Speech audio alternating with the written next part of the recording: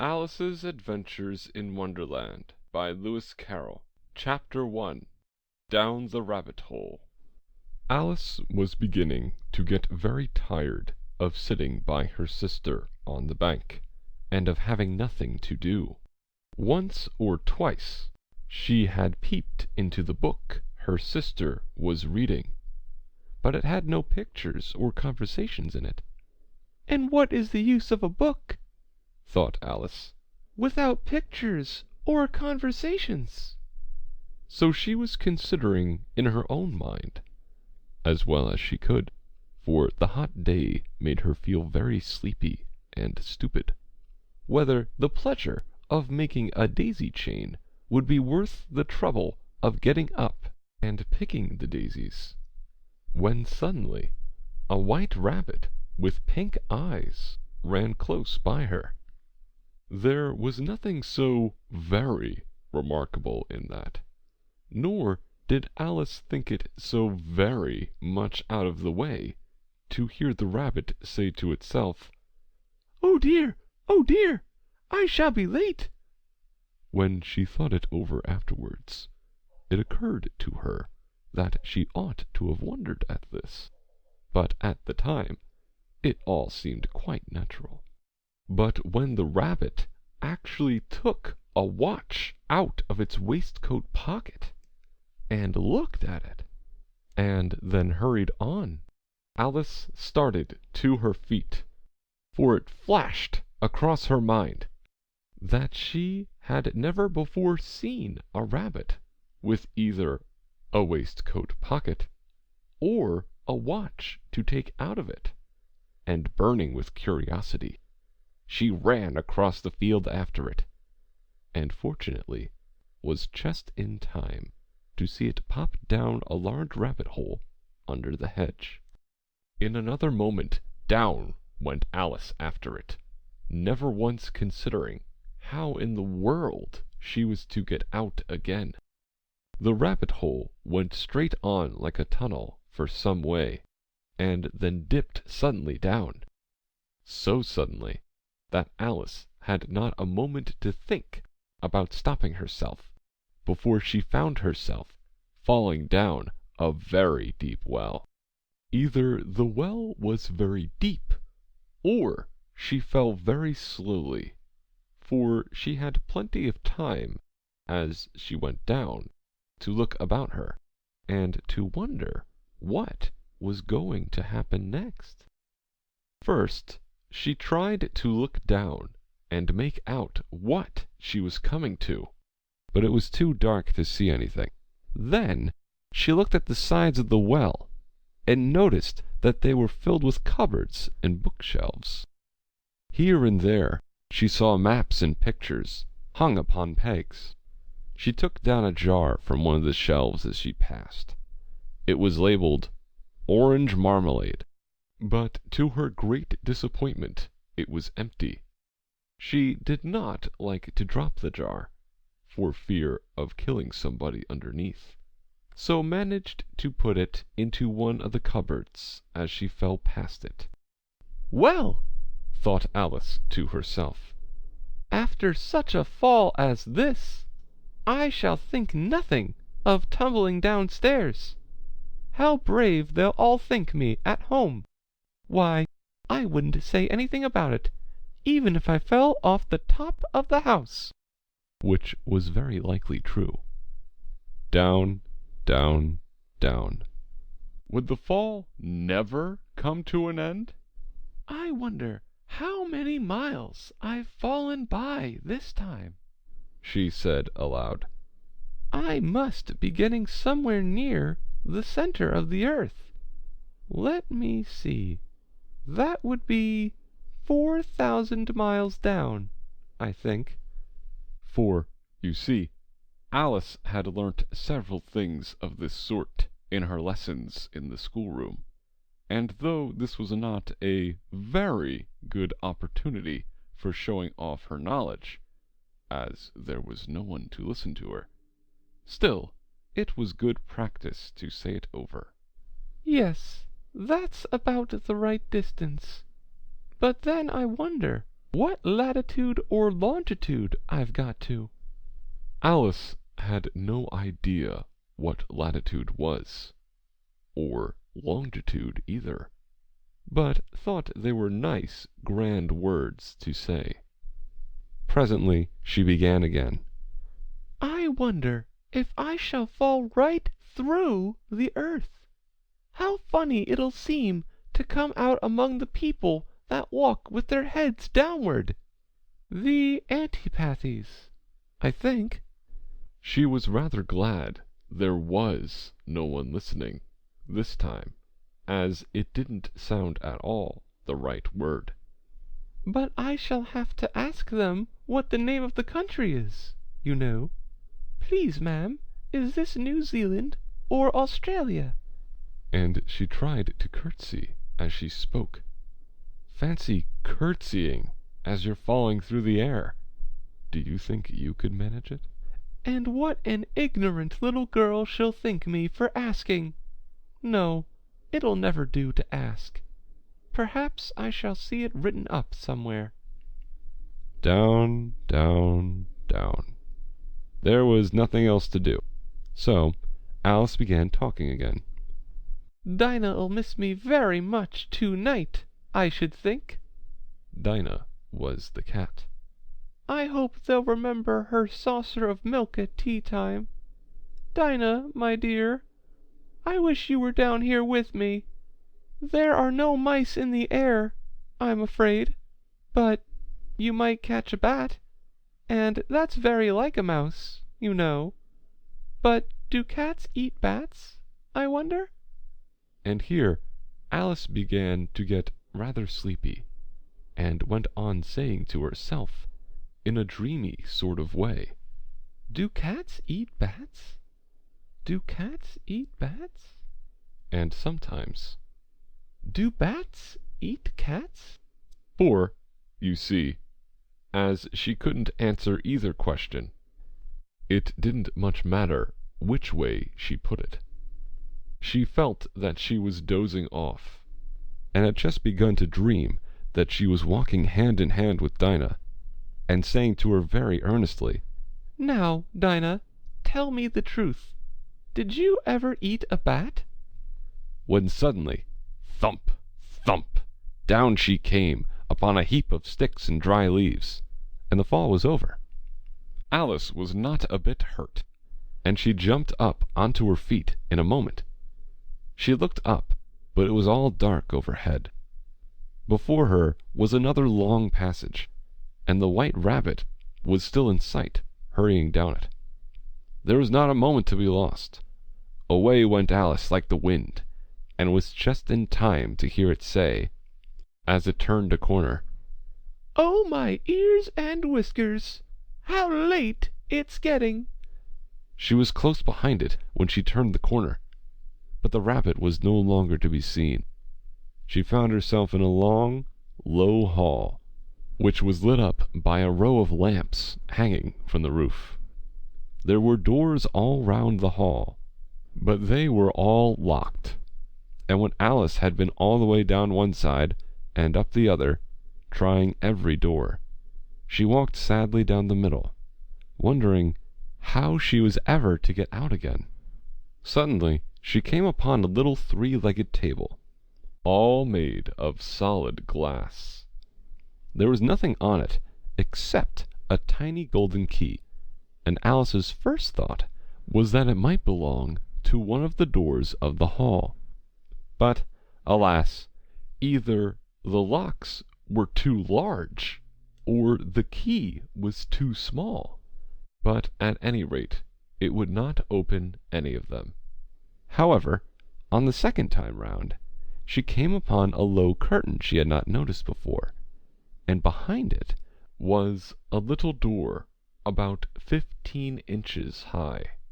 She tried the little golden key in the lock, and to her great delight it fitted.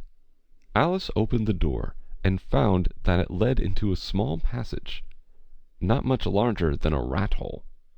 She knelt down and looked along the passage into the loveliest garden you ever saw. How she longed to get out of that dark hall, and wander about among those beds of bright flowers, and those cool fountains! But she could not even get her head through the doorway. "And even if my head would go through," thought poor Alice, "it would be of very little use without my shoulders. Oh, how I wish I could shut up like a telescope! I think I could, if I only knew how to begin." For you see, so many out-of-the-way things had happened lately, that Alice had begun to think that very few things indeed were really impossible. There seemed to be no use in waiting by the little door, so she went back to the table, half hoping she might find another key on it, or at any rate a book of rules for shutting people up like telescopes. This time she found a little bottle on it. "Which certainly was not here before," said Alice, and round the neck of the bottle was a paper label, with the words "Drink me" beautifully printed on it in large letters. It was all very well to say "Drink me," but the wise little Alice was not going to do that in a hurry. "No, I'll look first," she said, "and see whether it's marked poison or not." For she had read several nice little histories about children who had got burnt and eaten up by wild beasts and other unpleasant things, all because they would not remember the simple rules their friends had taught them, such as that a red-hot poker will burn you if you hold it too long, and that if you cut your finger very deeply with a knife, it usually bleeds. And she had never forgotten that, if you drink from a bottle marked poison, it is almost certain to disagree with you, sooner or later. However, this bottle was not marked poison, so Alice ventured to taste it, and finding it very nice, it had, in fact, a sort of mixed flavor of cherry tart, custard, pineapple, roast turkey, toffee, and hot buttered toast. She very soon finished it off. "What a curious feeling!" said Alice. "I must be shutting up like a telescope." And so it was indeed. She was now only 10 inches high, and her face brightened up at the thought that she was now the right size for going through the little door into that lovely garden. First, however, she waited for a few minutes to see if she was going to shrink any further. She felt a little nervous about this. "For it might end, you know," said Alice to herself, "in my going out altogether, like a candle. I wonder what I should be like then." and she tried to fancy what the flame of a candle is like after the candle is blown out, for she could not remember ever having seen such a thing. After a while, finding that nothing more happened, she decided on going into the garden at once. But, alas, for poor Alice!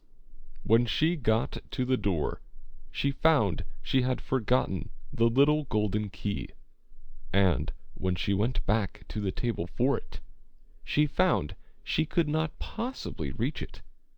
She could see it quite plainly through the glass, and she tried her best to climb up one of the legs of the table, but it was too slippery, and when she had tired herself out with trying, the poor little thing sat down and cried. "Come, there's no use in crying like that," said Alice to herself, rather sharply. "I advise you to leave off this minute." She generally gave herself very good advice, though she very seldom followed it. and sometimes she scolded herself so severely as to bring tears into her eyes, and once she remembered trying to box her own ears for having cheated herself in a game of croquet she was playing against herself, for this curious child was very fond of pretending to be two people. "But it's no use now," thought poor Alice, "to pretend to be two people. Why, there's hardly enough of me left to make one respectable person." Soon her eye fell on a little glass box that was lying under the table. She opened it, and found in it a very small cake, on which the words "Eat me" were beautifully marked in currants. "Well, I'll eat it," said Alice. "and if it makes me grow larger, I can reach the key, and if it makes me grow smaller, I can creep under the door. So either way I'll get into the garden, and I don't care which happens." She ate a little bit, and said anxiously to herself, "Which way? Which way?" holding her hand on the top of her head to feel which way it was growing. And she was quite surprised to find that she remained the same size. To be sure, this generally happens when one eats cake, but Alice had got so much into the way of expecting nothing but out of the way things to happen, that it seemed quite dull and stupid for life to go on in the common way. So she set to work, and very soon finished off the cake. End of chapter 1.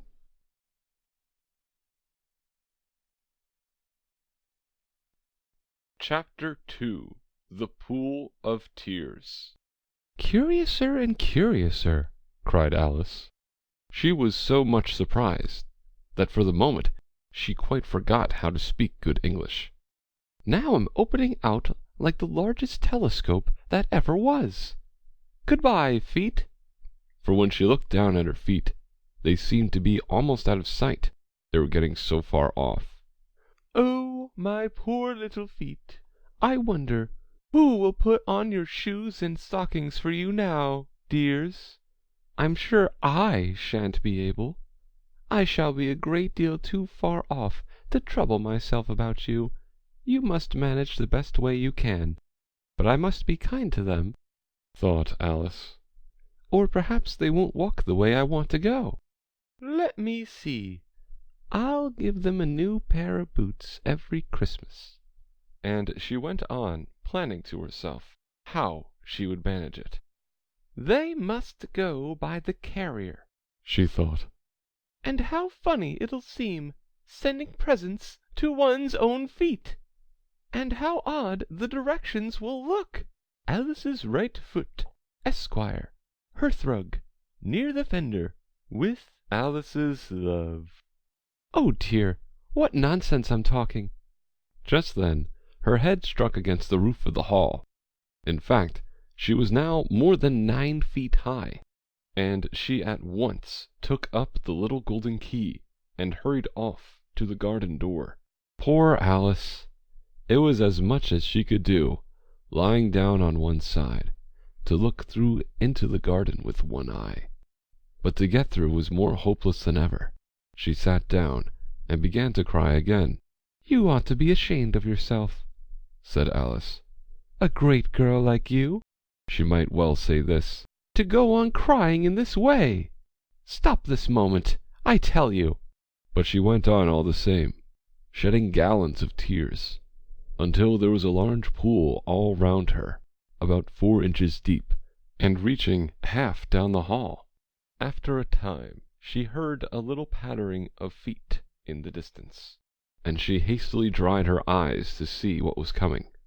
It was the White Rabbit returning, splendidly dressed, with a pair of white kid gloves in one hand and a large fan in the other.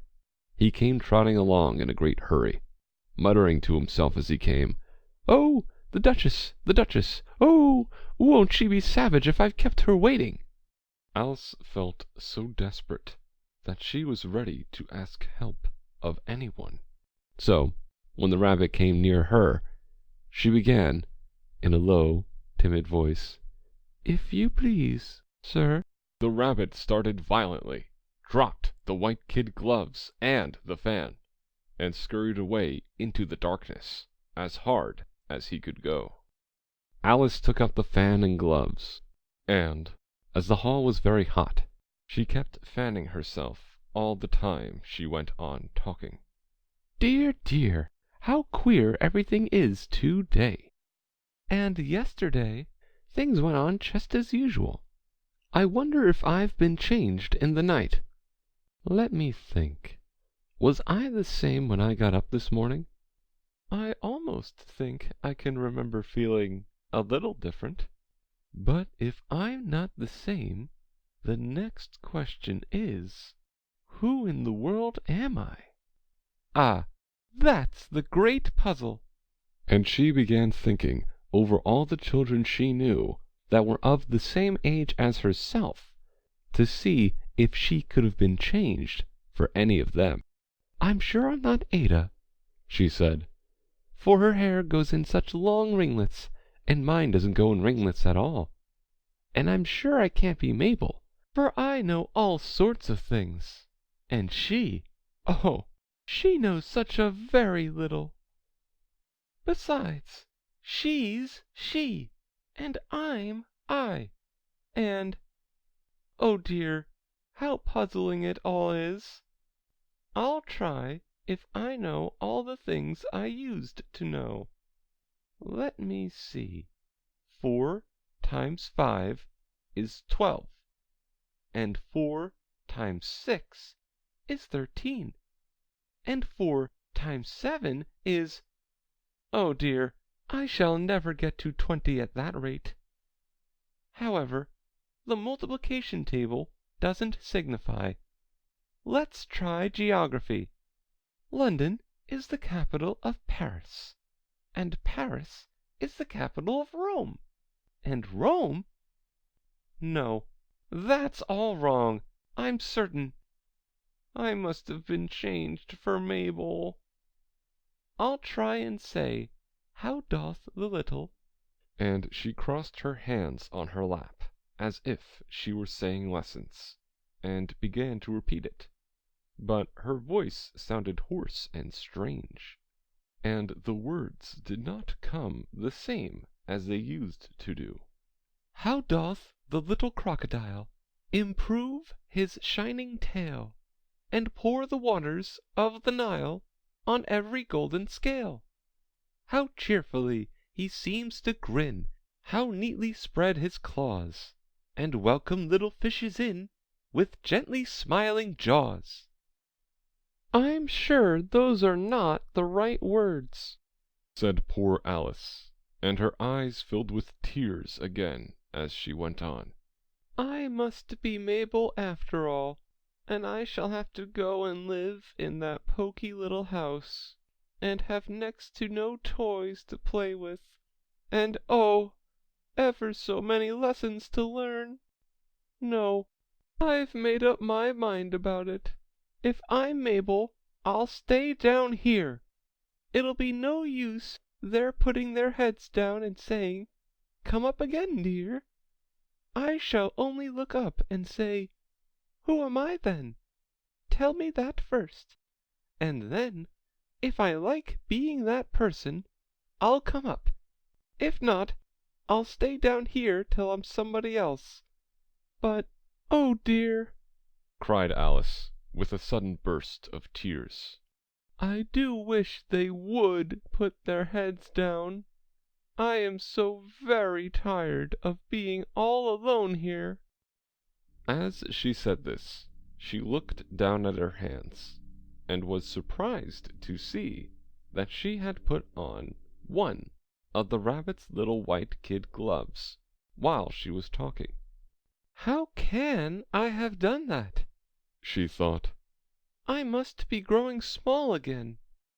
She got up and went to the table to measure herself by it, and found that, as nearly as she could guess, She was now about 2 feet high, and was going on shrinking rapidly. She soon found out that the cause of this was the fan she was holding, and she dropped it hastily, just in time to avoid shrinking away altogether.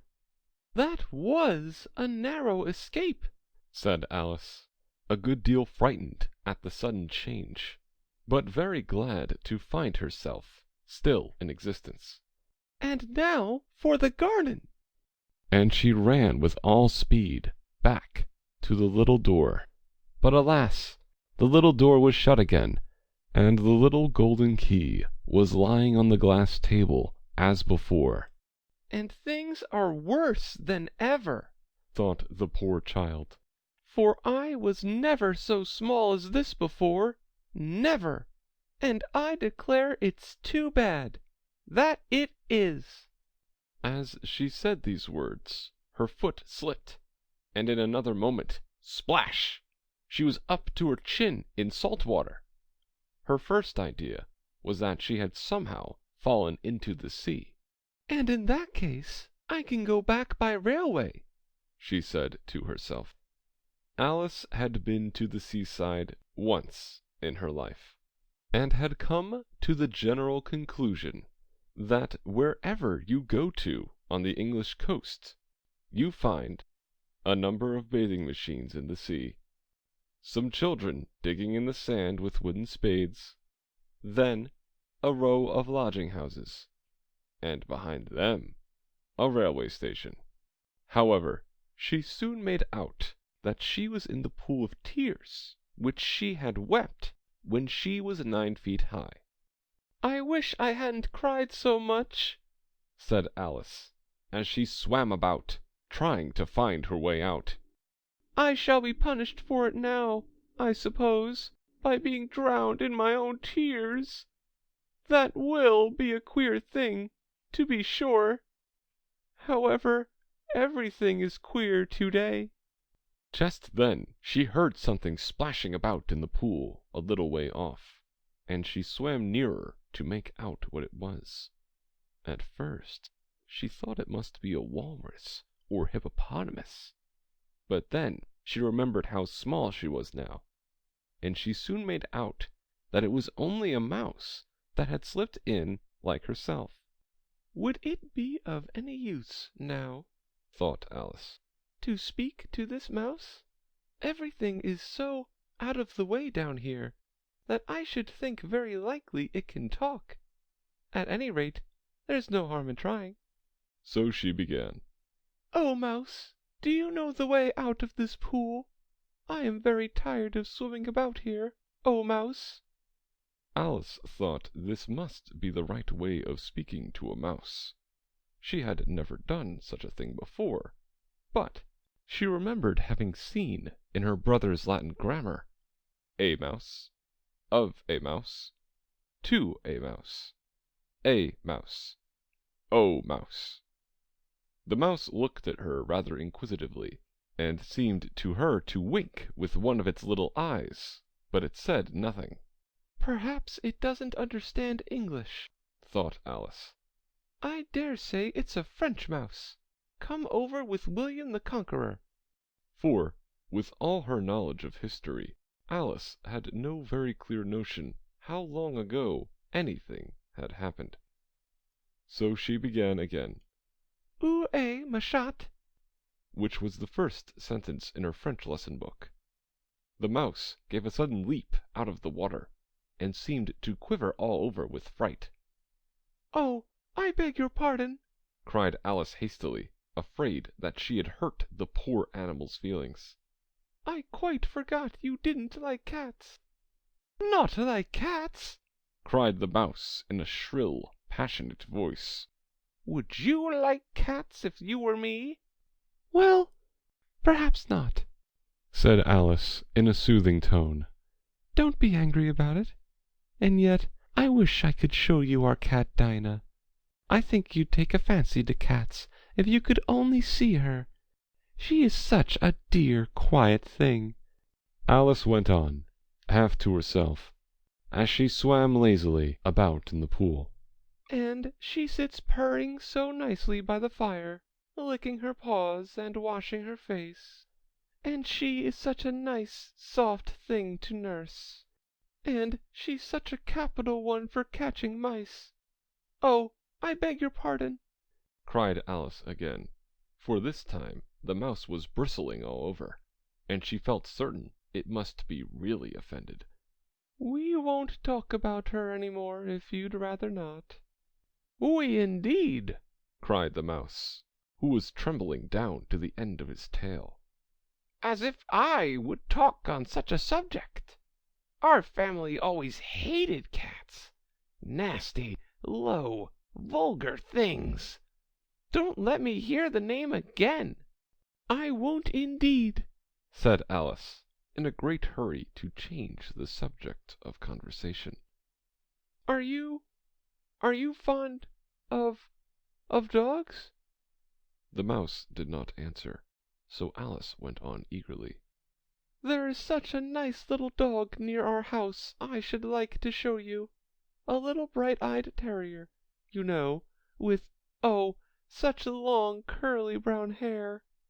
And it'll fetch things when you throw them, and it'll sit up and beg for its dinner, and all sorts of things. I can't remember half of them. And it belongs to a farmer, you know, and he says it's so useful it's worth £100. He says it kills all the rats, and oh dear!" cried Alice in a sorrowful tone. "I'm afraid I've offended it again." For the mouse was swimming away from her as hard as it could go, and making quite a commotion in the pool as it went. So she called softly after it, "Mouse dear, do come back again, and we won't talk about cats, or dogs either, if you don't like them." When the mouse heard this, it turned round and swam slowly back to her. Its face was quite pale, with passion, Alice thought, and it said in a low, trembling voice, "Let us get to the shore, and then I'll tell you my history, and you'll understand why it is I hate cats and dogs." It was high time to go, for the pool was getting quite crowded with the birds and animals that had fallen into it. There were a duck and a dodo, a lory and an eaglet, and several other curious creatures. Alice led the way, and the whole party swam to the shore. End of chapter 2.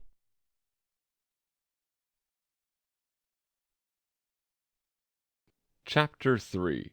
A Caucus Race and a Long Tail.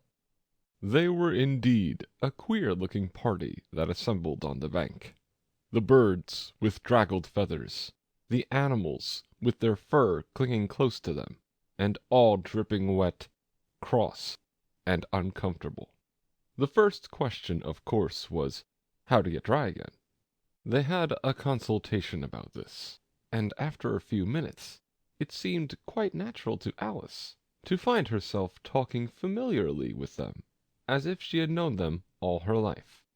Indeed, she had quite a long argument with the lory, who at last turned sulky, and would only say, "I am older than you, and must know better." And this Alice would not allow without knowing how old it was, and, as the lory positively refused to tell its age, there was no more to be said. At last the mouse, who seemed to be a person of authority among them, called out, "Sit down, all of you, and listen to me. I'll soon make you dry enough." They all sat down at once, in a large ring, with the mouse in the middle. Alice kept her eyes anxiously fixed on it, for she felt sure she would catch a bad cold if she did not get dry very soon. "Ahem!" said the mouse with an important air. "Are you all ready? This is the driest thing I know. Silence all round, if you please. William the Conqueror, whose cause was favored by the Pope, was soon submitted to by the English, who wanted leaders, and had been, of late, much accustomed to usurpation and conquest. Edwin and Morcar, the Earls of Mercia and Northumbria. Ugh, said the Lory with a shiver.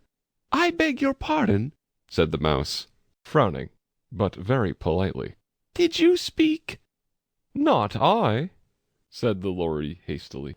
I thought you did, said the Mouse. I proceed.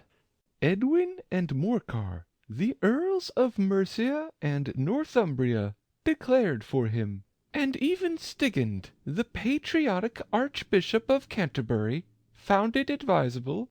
Found what? said the Duck. Found it, the Mouse replied rather crossly. Of course you know what it means. I know what it means well enough. When I find a thing, said the Duck, it's generally a frog or a worm. The question is, what did the Archbishop find? The Mouse did not notice this question, but hurriedly went on. Found it advisable to go with Edgar Atheling to meet William and offer him the crown. William's conduct at first was moderate, but the insolence of his Normans— How are you getting on now, my dear? It continued, turning to Alice as it spoke. As wet as ever, said Alice in a melancholy tone. It doesn't seem to dry me at all. In that case, said the Dodo solemnly, rising to its feet, I move that the meeting adjourn for the immediate adoption of more energetic remedies.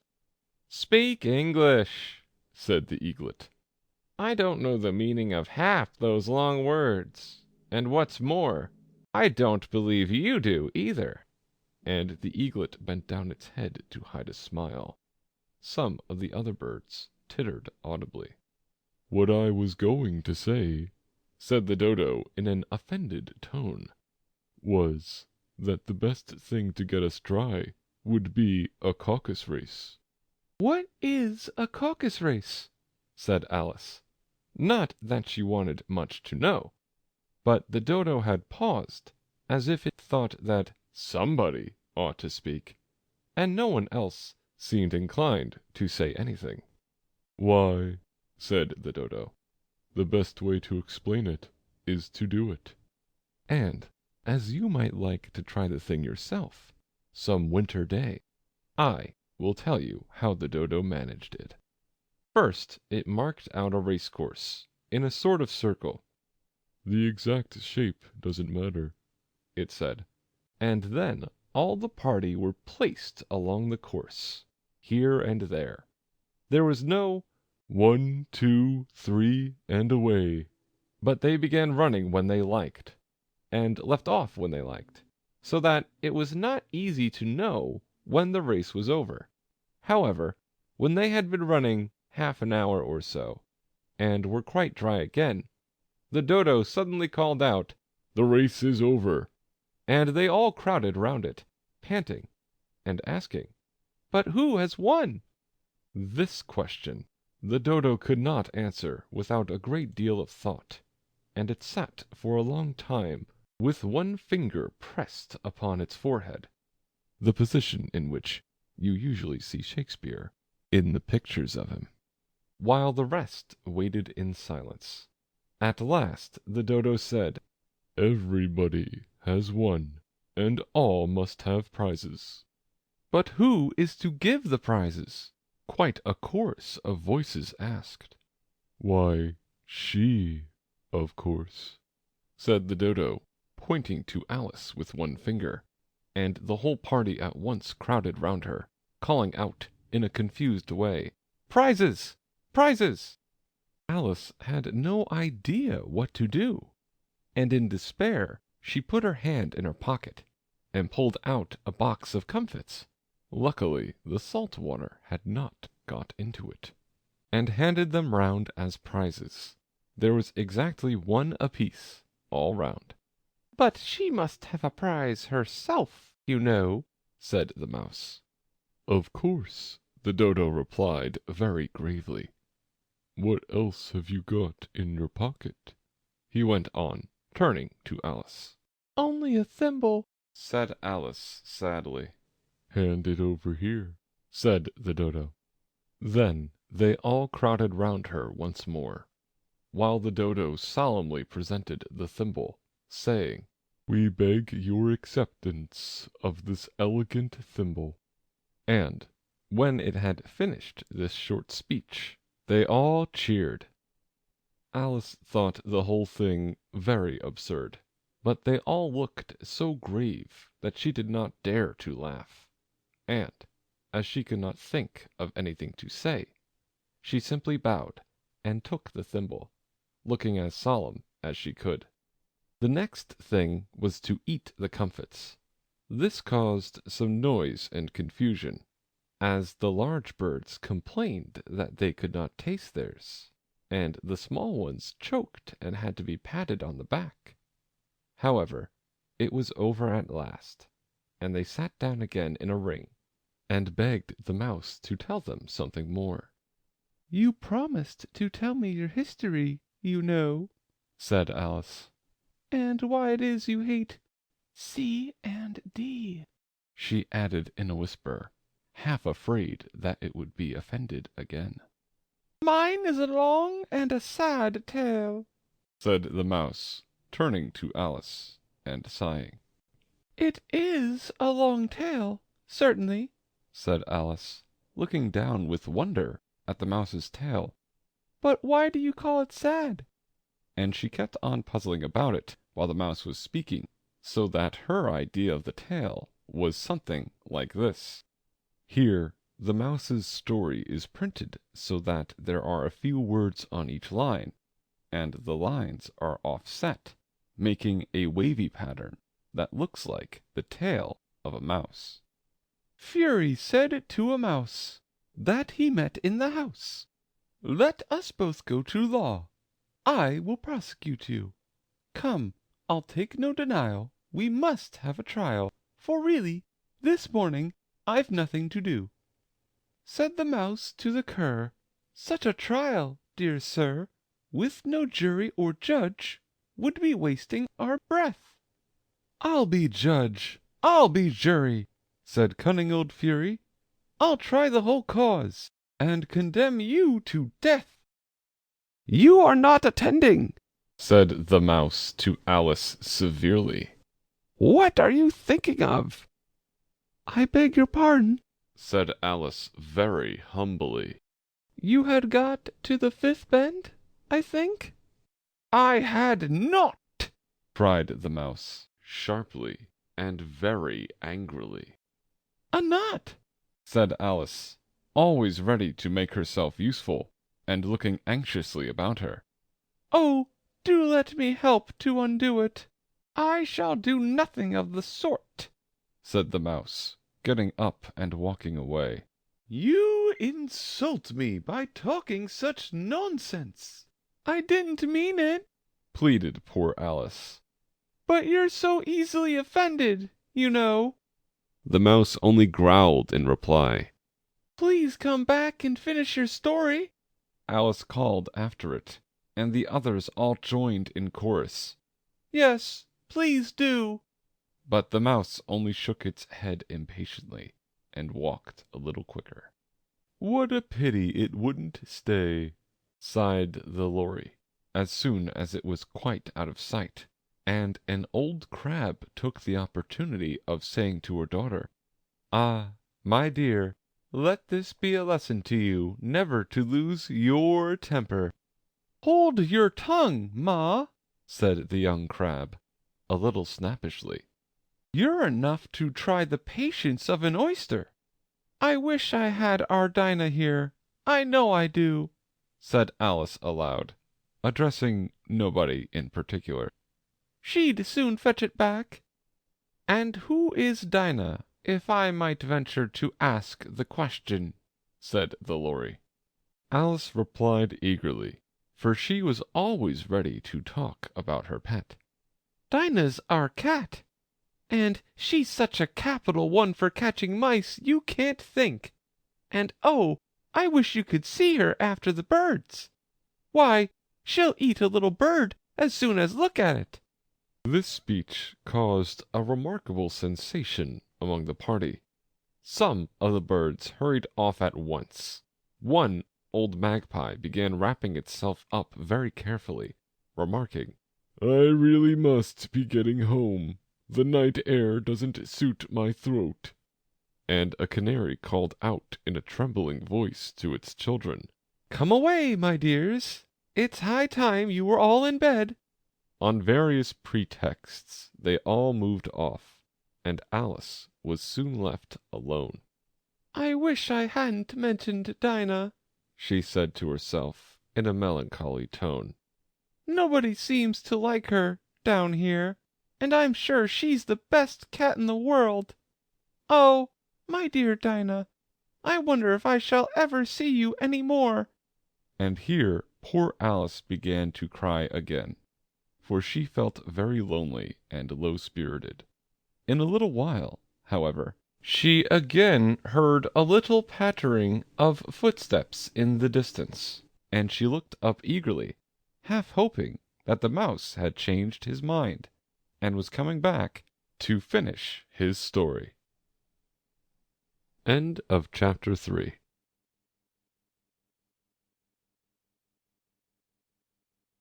Chapter 4.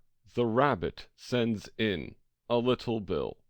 It was the White Rabbit, trotting slowly back again, and looking anxiously about as it went, as if it had lost something, and she heard it muttering to itself, "The Duchess! The Duchess! Oh, my dear paws! Oh, my furs and whiskers! She'll get me executed, as sure as ferrets are ferrets! Where can I have dropped them, I wonder?" Alice guessed in a moment that it was looking for the fan and the pair of white kid gloves, and she very good-naturedly began hunting about for them. But they were nowhere to be seen. Everything seemed to have changed since her swim in the pool, and the great hall, with the glass table and the little door, had vanished completely. Very soon the rabbit noticed Alice as she went hunting about, and called out to her in an angry tone, "Why, Mary Ann, what are you doing out here? Run home this moment, and fetch me a pair of gloves and a fan. Quick now!" And Alice was so much frightened that she ran off at once in the direction it pointed to, without trying to explain the mistake it had made. "He took me for his housemaid," she said to herself as she ran. "How surprised he'll be when he finds out who I am! But I'd better take him his fan and his gloves. That is, if I can find them." As she said this, she came upon a neat little house, on the door of which was a bright brass plate with the name W. Rabbit engraved upon it. She went in without knocking, and hurried upstairs, in great fear lest she should meet the real Mary Ann, and be turned out of the house before she had found the fan and gloves. "How queer it seems," Alice said to herself, "to be going messages for a rabbit! I suppose Dinah'll be sending me on messages next." And she began fancying the sort of thing that would happen. "Miss Alice, come here directly, and get ready for your walk." "Coming in a minute, nurse. But I've got to see that the mouse doesn't get out. Only I don't think," Alice went on, "that they'd let Dinah stop in the house if it began ordering people about like that." By this time she had found her way into a tidy little room with a table in the window, and on it, as she had hoped, a fan and 2 or 3 pairs of tiny white kid gloves. She took up the fan and a pair of the gloves, and was just going to leave the room, when her eyes fell upon a little bottle that stood near the looking-glass. There was no label this time with the words "Drink me," but nevertheless she uncorked it and put it to her lips. "I know something interesting is sure to happen," she said to herself, "whenever I eat or drink anything, so I'll just see what this bottle does." I do hope it'll make me grow large again, for really I'm quite tired of being such a tiny little thing." It did so indeed, and much sooner than she had expected. Before she had drunk half the bottle, she found her head pressing against the ceiling, and had to stoop to save her neck from being broken. She hastily put down the bottle, saying to herself, "That's quite enough. I hope I shan't grow any more. As it is, I can't get out at the door. I do wish I hadn't drunk quite so much." Alas! It was too late to wish that. She went on growing and growing, and very soon had to kneel down on the floor. In another minute there was not even room for this, and she tried the effect of lying down with one elbow against the door, and the other arm curled round her head. Still she went on growing, and, as a last resource, she put one arm out of the window, and one foot up the chimney, and said to herself, "Now I can do no more. Whatever happens, what will become of me?" Luckily for Alice, the little magic bottle had now had its full effect, and she grew no larger.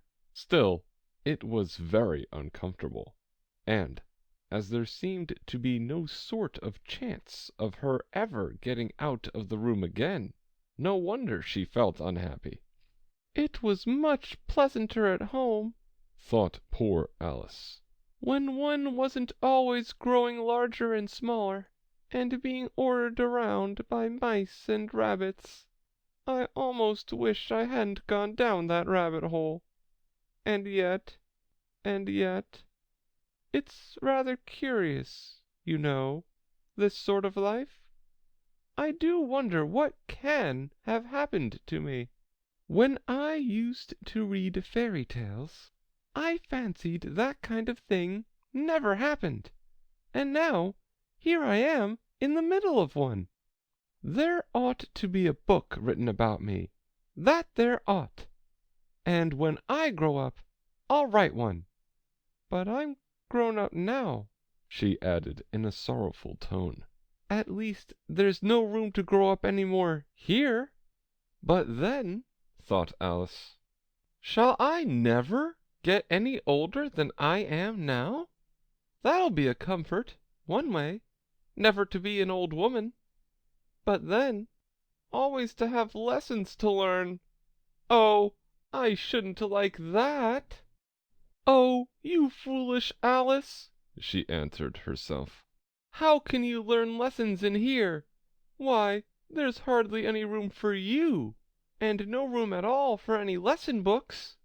And so she went on, taking first one side and then the other, and making quite a conversation of it altogether. But after a few minutes she heard a voice outside, and stopped to listen. "Marianne, Marianne," said the voice, "fetch me my gloves this moment." Then came a little pattering of feet on the stairs. Alice knew it was the rabbit, coming to look for her, and she trembled till she shook the house, quite forgetting that she was now about 1,000 times as large as the rabbit, and had no reason to be afraid of it. Presently the rabbit came up to the door, and tried to open it, but as the door opened inwards, and Alice's elbow was pressed hard against it, that attempt proved a failure. Alice heard it say to itself, "Then I'll go round and get in at the window." "That you won't," thought Alice, and, after waiting till she fancied she heard the rabbit just under the window, she suddenly spread out her hand and made a snatch in the air. She did not get hold of anything, but she heard a little shriek and a fall, and a crash of broken glass, from which she concluded that it was just possible it had fallen into a cucumber frame, or something of the sort. Next came an angry voice, the rabbit's. "Pat, Pat, where are you?" And then a voice she had never heard before. "Sure then, I'm here, digging for apples, your honor." Digging for apples, indeed!" said the rabbit angrily. "Here, come and help me out of this!" Sounds of more broken glass. "Now tell me, Pat, what's that in the window?" "Sure, it's an arm, your honor." He pronounced it arum. "An arm, you goose! Who ever saw one that size? Why, it fills the whole window." "Sure it does, your honor, but it's an arm for all that." "Well, it's got no business there, at any rate.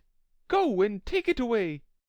There was a long silence after this, and Alice could only hear whispers now and then, such as, "Sure, I don't like it, your honor, at all, at all."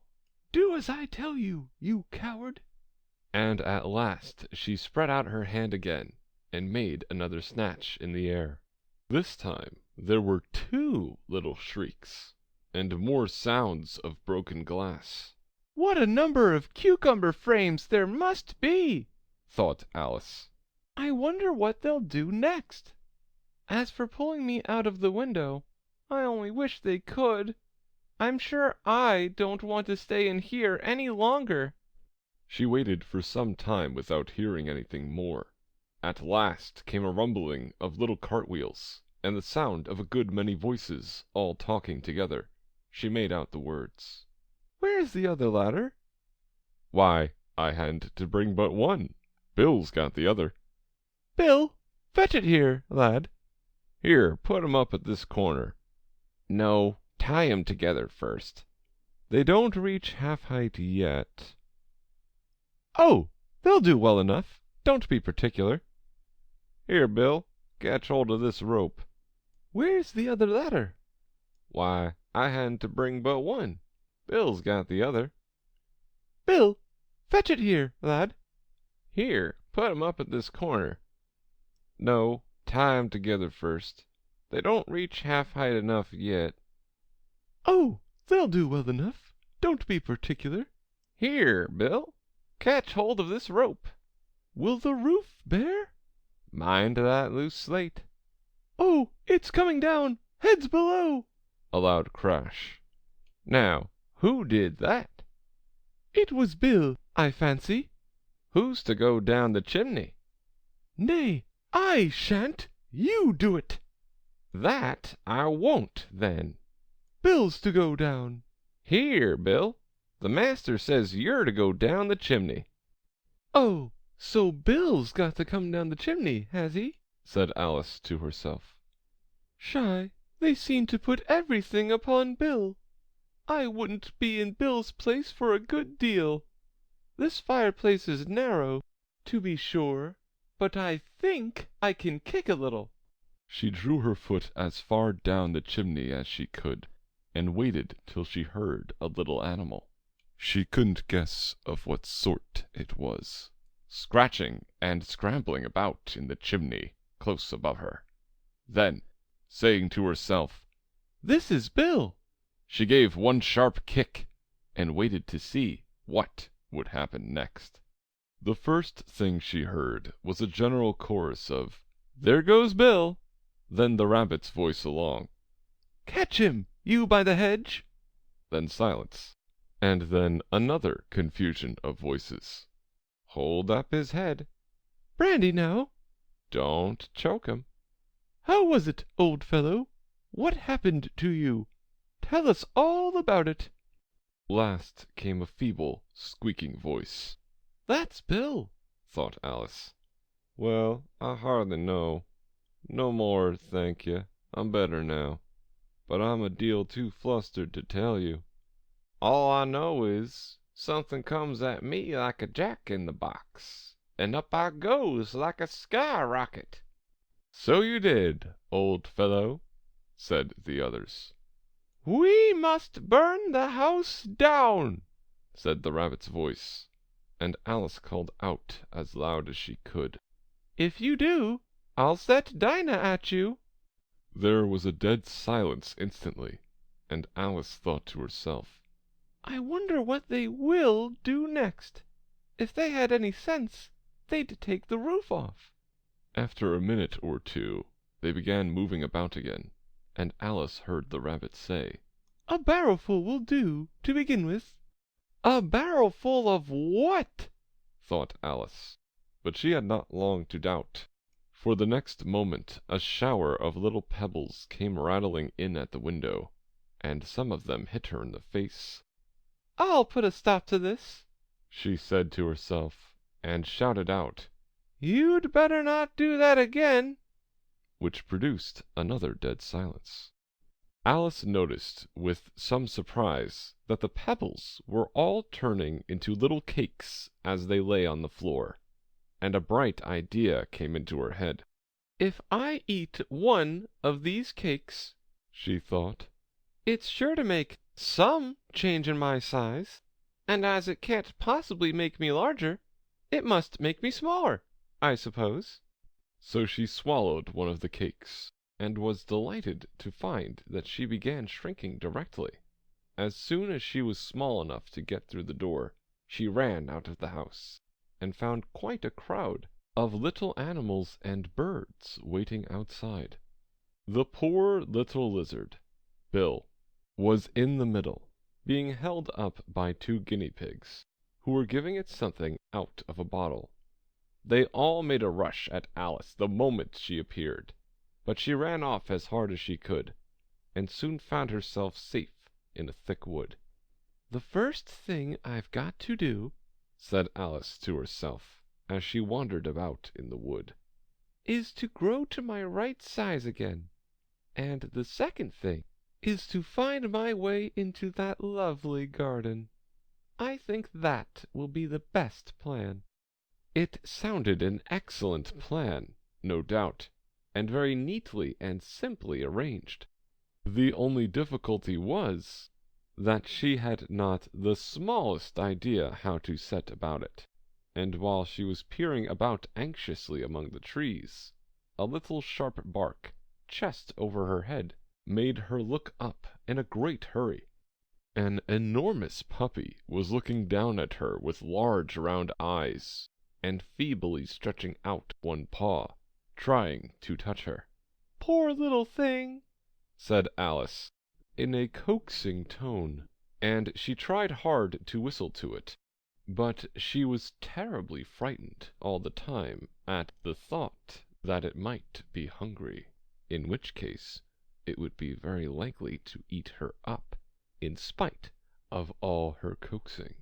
Hardly knowing what she did, she picked up a little bit of stick and held it out to the puppy, whereupon the puppy jumped into the air off all its feet at once, with a yelp of delight, and rushed at the stick, and made believe to worry it. Then Alice dodged behind a great thistle to keep herself from being run over, and the moment she appeared on the other side, the puppy made another rush at the stick, and tumbled head over heels in its hurry to get hold of it. Then Alice, thinking it was very like having a game of play with a cart horse, and expecting every moment to be trampled under its feet, ran round the thistle again. Then the puppy began a series of short charges at the stick, running a very little ways forward each time, and a long way back, and barking hoarsely all the while, till at last it sat down a good way off, panting, with its tongue hanging out of its mouth, and its great eyes half shut. This seemed to Alice a good opportunity for making her escape, so she set off at once, and ran till she was quite tired and out of breath, and till the puppy's bark sounded quite faint in the distance. "And yet, what a dear little puppy it was!" said Alice, as she leant against a buttercup to rest herself, and fanned herself with one of the leaves.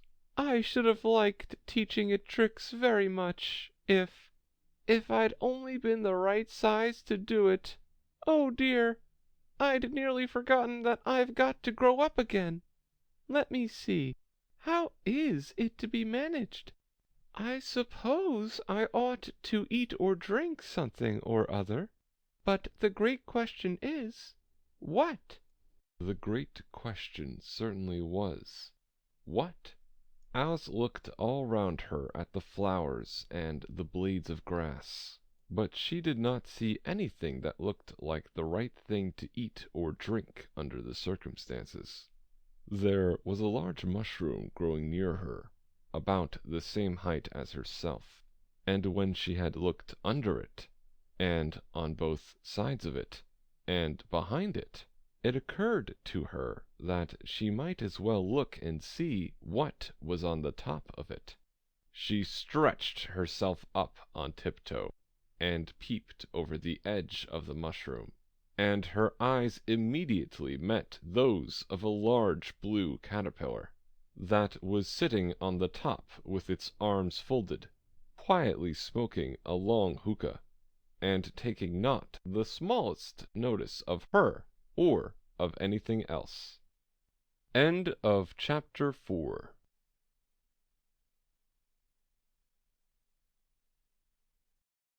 Chapter 5. Advice from a Caterpillar. The caterpillar and Alice looked at each other for some time in silence. At last the caterpillar took the hookah out of its mouth, and addressed her in a languid, sleepy voice. "Who are you?" said the caterpillar. This was not an encouraging opening for a conversation. Alice replied, rather shyly, I hardly know, sir, just at present. At least, I know who I was when I got up this morning, but I think I must have been changed several times since then." "What do you mean by that?" said the caterpillar sternly. "Explain yourself." "I can't explain myself, I'm afraid, sir," said Alice, "because I'm not myself, you see." "I don't see," said the caterpillar. "I'm afraid I can't put it more clearly," Alice replied very politely, "for I can't understand it myself to begin with, and being so many different sizes in a day is very confusing." "It isn't," said the caterpillar. "Well, perhaps you haven't found it so yet," said Alice. "But when you have to turn into a chrysalis, you will some day, you know, and then after that into a butterfly, I should think you'll feel it a little queer, won't you?" "Not a bit," said the caterpillar. "Well, perhaps your feelings may be different," said Alice. "All I know is, it would feel very queer to me." "You?" said the caterpillar, contemptuously. "Who are you?" Which brought them back again to the beginning of the conversation. Alice felt a little irritated at the caterpillar's making such very short remarks, and she drew herself up and said, very gravely, "I think you ought to tell me who you are first." "Why?" said the caterpillar. Here was another puzzling question, and as Alice could not think of any good reason, and as the caterpillar seemed to be in a very unpleasant state of mind, she turned away. "Come back," the caterpillar called after her. "I've something important to say." This sounded promising. "Certainly." Alice turned and came back again. "Keep your temper," said the caterpillar. "Is that all?" said Alice, swallowing down her anger as well as she could. "No," said the caterpillar. Alice thought she might as well wait, as she had nothing else to do, and perhaps, after all, it might tell her something worth hearing. For some minutes it puffed away without speaking, but at last it unfolded its arms, took the hookah out of its mouth again, and said, "So you think you're changed, do you?" "I'm afraid I am, sir," said Alice. "I can't remember things as I used, and I don't keep the same size for 10 minutes together." Can't remember what things? Said the caterpillar. Well, I've tried to say, how doth the little busy bee, but it all came different, Alice replied in a very melancholy voice. Repeat, you are old, Father William, said the caterpillar. Alice folded her hands and began. You are old, Father William, the young man said, and your hair has become very white. And yet you incessantly stand on your head. Do you think, at your age, it is right? In my youth, Father William replied to his son, I feared it might injure the brain. But now that I'm perfectly sure I have none, why, I do it again and again. You are old, said the youth, as I mentioned before, and have grown most uncommonly fat. Yet you turned a back somersault in at the door.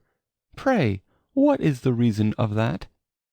In my youth, said the sage, as he shook his grey locks, I kept all my limbs very supple, by the use of this ointment. 1 shilling the box. Allow me to sell you a couple? You are old, said the youth, and your jaws are too weak for anything tougher than suet. Yet you finish the goose with the bones in the beak. Pray, how did you manage to do it? In my youth, said his father, I took to the law, and argued each case with my wife, and the muscular strength which it gave to my jaw has lasted the rest of my life. You are old, said the youth. One would hardly suppose that your eye was as steady as ever. Yet you balanced an eel on the end of your nose. What made you so awfully clever? I have answered 3 questions, and that is enough, said his father. Don't give yourself airs. Do you think I can listen all day to such stuff? Be off, or I'll kick you down the stairs. That is not said right, said the caterpillar. Not quite right, I'm afraid, said Alice timidly. Some of the words have got altered. It is wrong from beginning to end, said the caterpillar decidedly, and there was silence for some minutes. The caterpillar was the first to speak. What size do you want to be? It asked.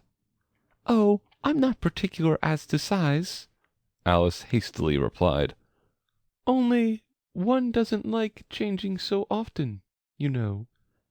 I don't know, said the caterpillar. Alice said nothing. She had never been so much contradicted in her life before, and she felt that she was losing her temper. Are you content now? Said the caterpillar. Well, I should like to be a little larger, sir, if you wouldn't mind, said Alice. 3 inches is such a wretched height to be.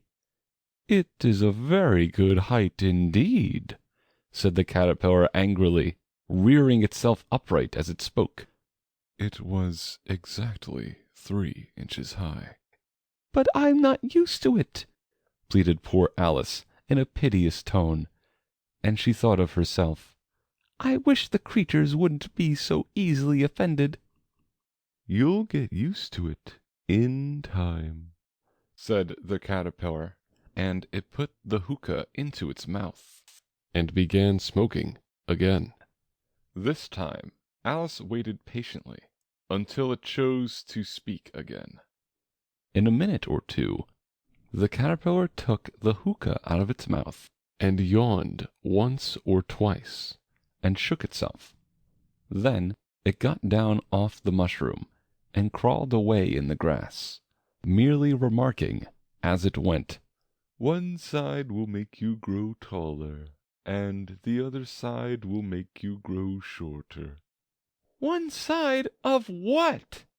The other side of what? Thought Alice to herself. Of the mushroom, said the caterpillar, just as if she had asked it aloud, and in another moment it was out of sight. Alice remained, looking thoughtfully at the mushroom for a minute, trying to make out which were the two sides of it. And as it was perfectly round, she found this a very difficult question. However, at last she stretched her arms round it as far as they would go, and broke off a bit of the edge with each hand. "And now, which is which?" she said to herself, and nibbled a little of the right-hand bit to try the effect. The next moment she felt a violent blow underneath her chin. It had struck her foot. She was a good deal frightened by this very sudden change, but she felt that there was no time to be lost, as she was shrinking rapidly. So she set to work at once to eat some of the other bit. Her chin was pressed so closely against her foot that there was hardly room to open her mouth.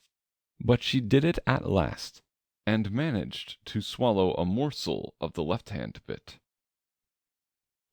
"Come, my head's free at last," said Alice in a tone of delight, which changed into alarm in another moment, when she found that her shoulders were nowhere to be found. All she could see, when she looked down, was an immense length of neck, which seemed to rise like a stalk out of a sea of green leaves that lay far below her. "What can all that green stuff be?" said Alice. "And where have my shoulders got to?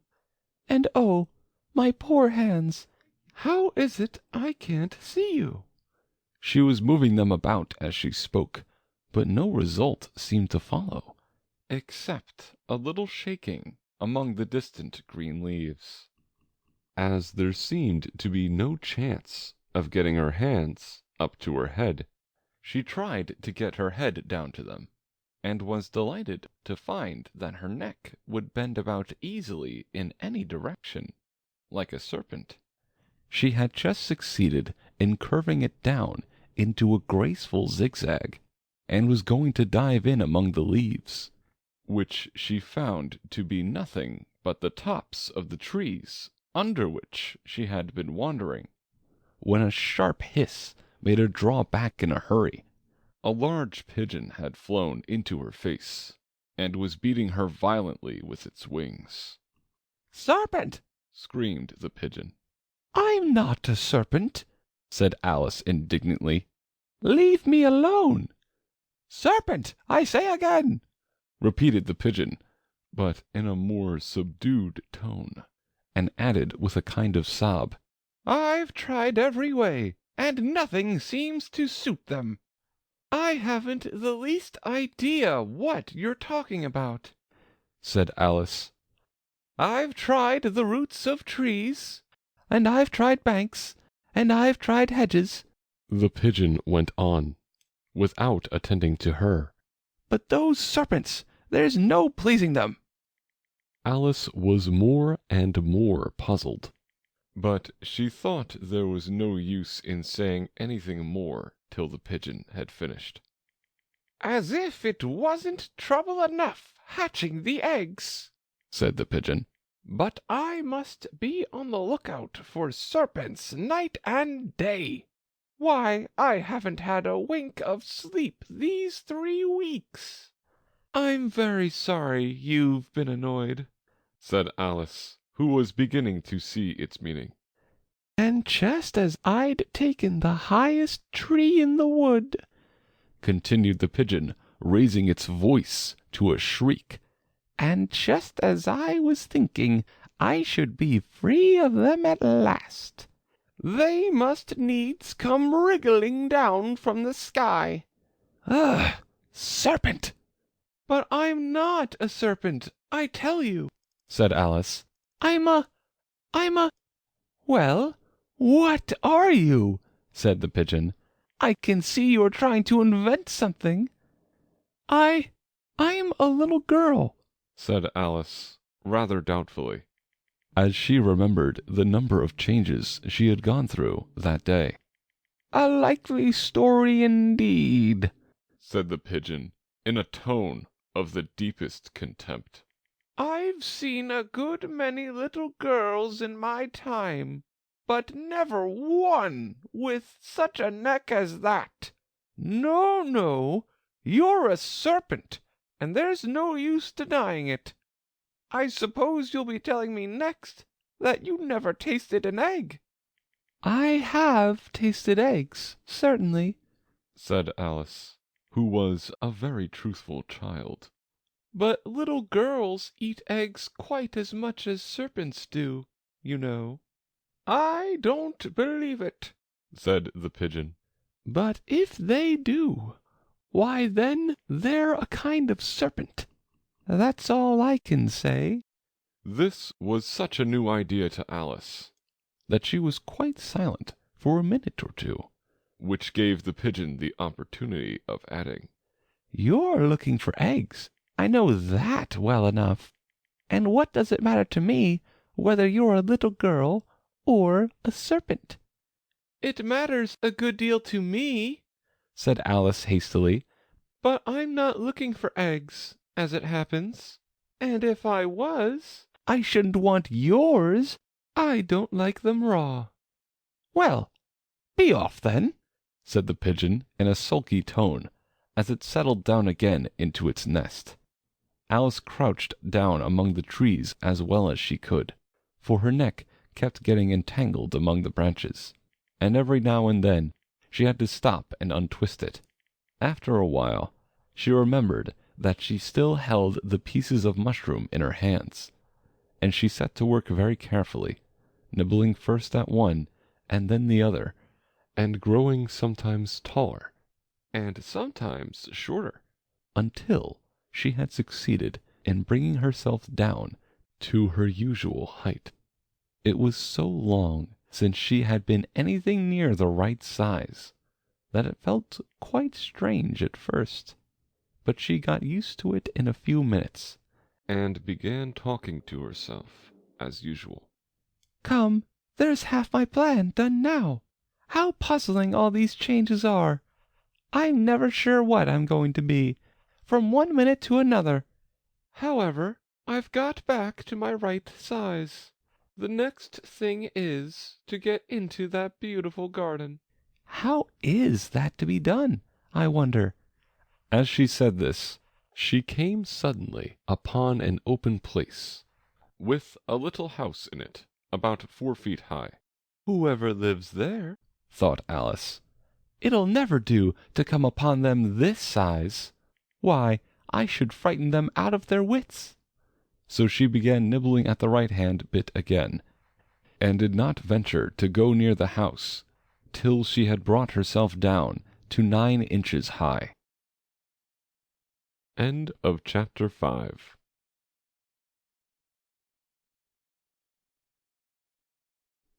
Chapter 6. Pig and Pepper. For a minute or two she stood looking at the house, and wondering what to do next, when suddenly a footman in livery came running out of the wood. She considered him to be a footman because he was in livery. Otherwise, judging by his face only, she would have called him a fish, and rapped loudly at the door with his knuckles. It was opened by another footman in livery, with a round face, and large eyes like a frog, and both footmen, Alice noticed, had powdered hair that curled all over their heads. She felt very curious to know what it was all about, and crept a little way out of the wood to listen.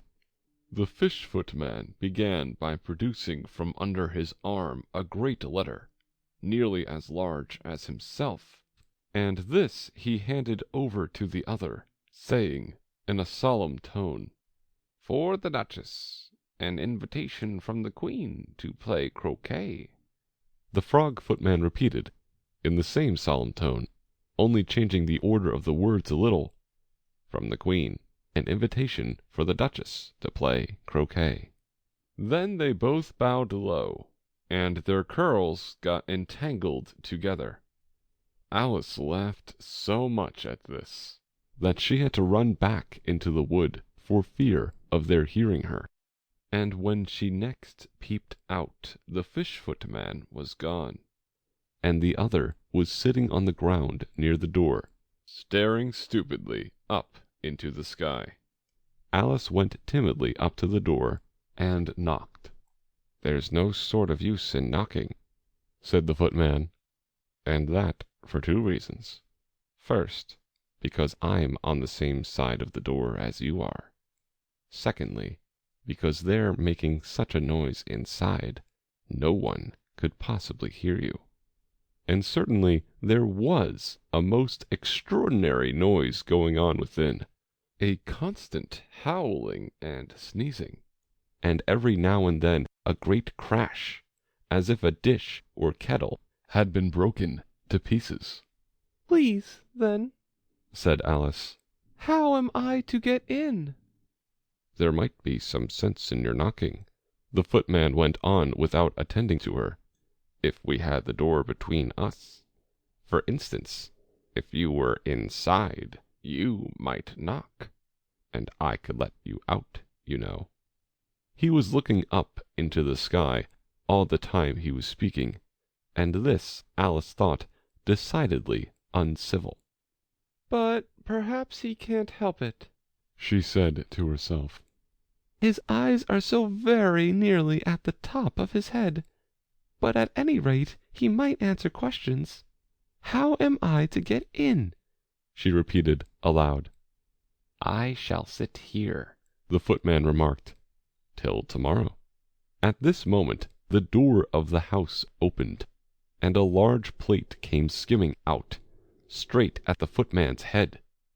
It just grazed his nose, and broke to pieces against one of the trees behind him. "Or next day, maybe," the footman continued in the same tone, exactly as if nothing had happened. "How am I to get in?" asked Alice again, in a louder tone. "Are you to get in at all?" said the footman. "That's the first question, you know." It was, no doubt, only Alice did not like to be told so. "It's really dreadful," she muttered to herself, "the way all the creatures argue. It's enough to drive one crazy."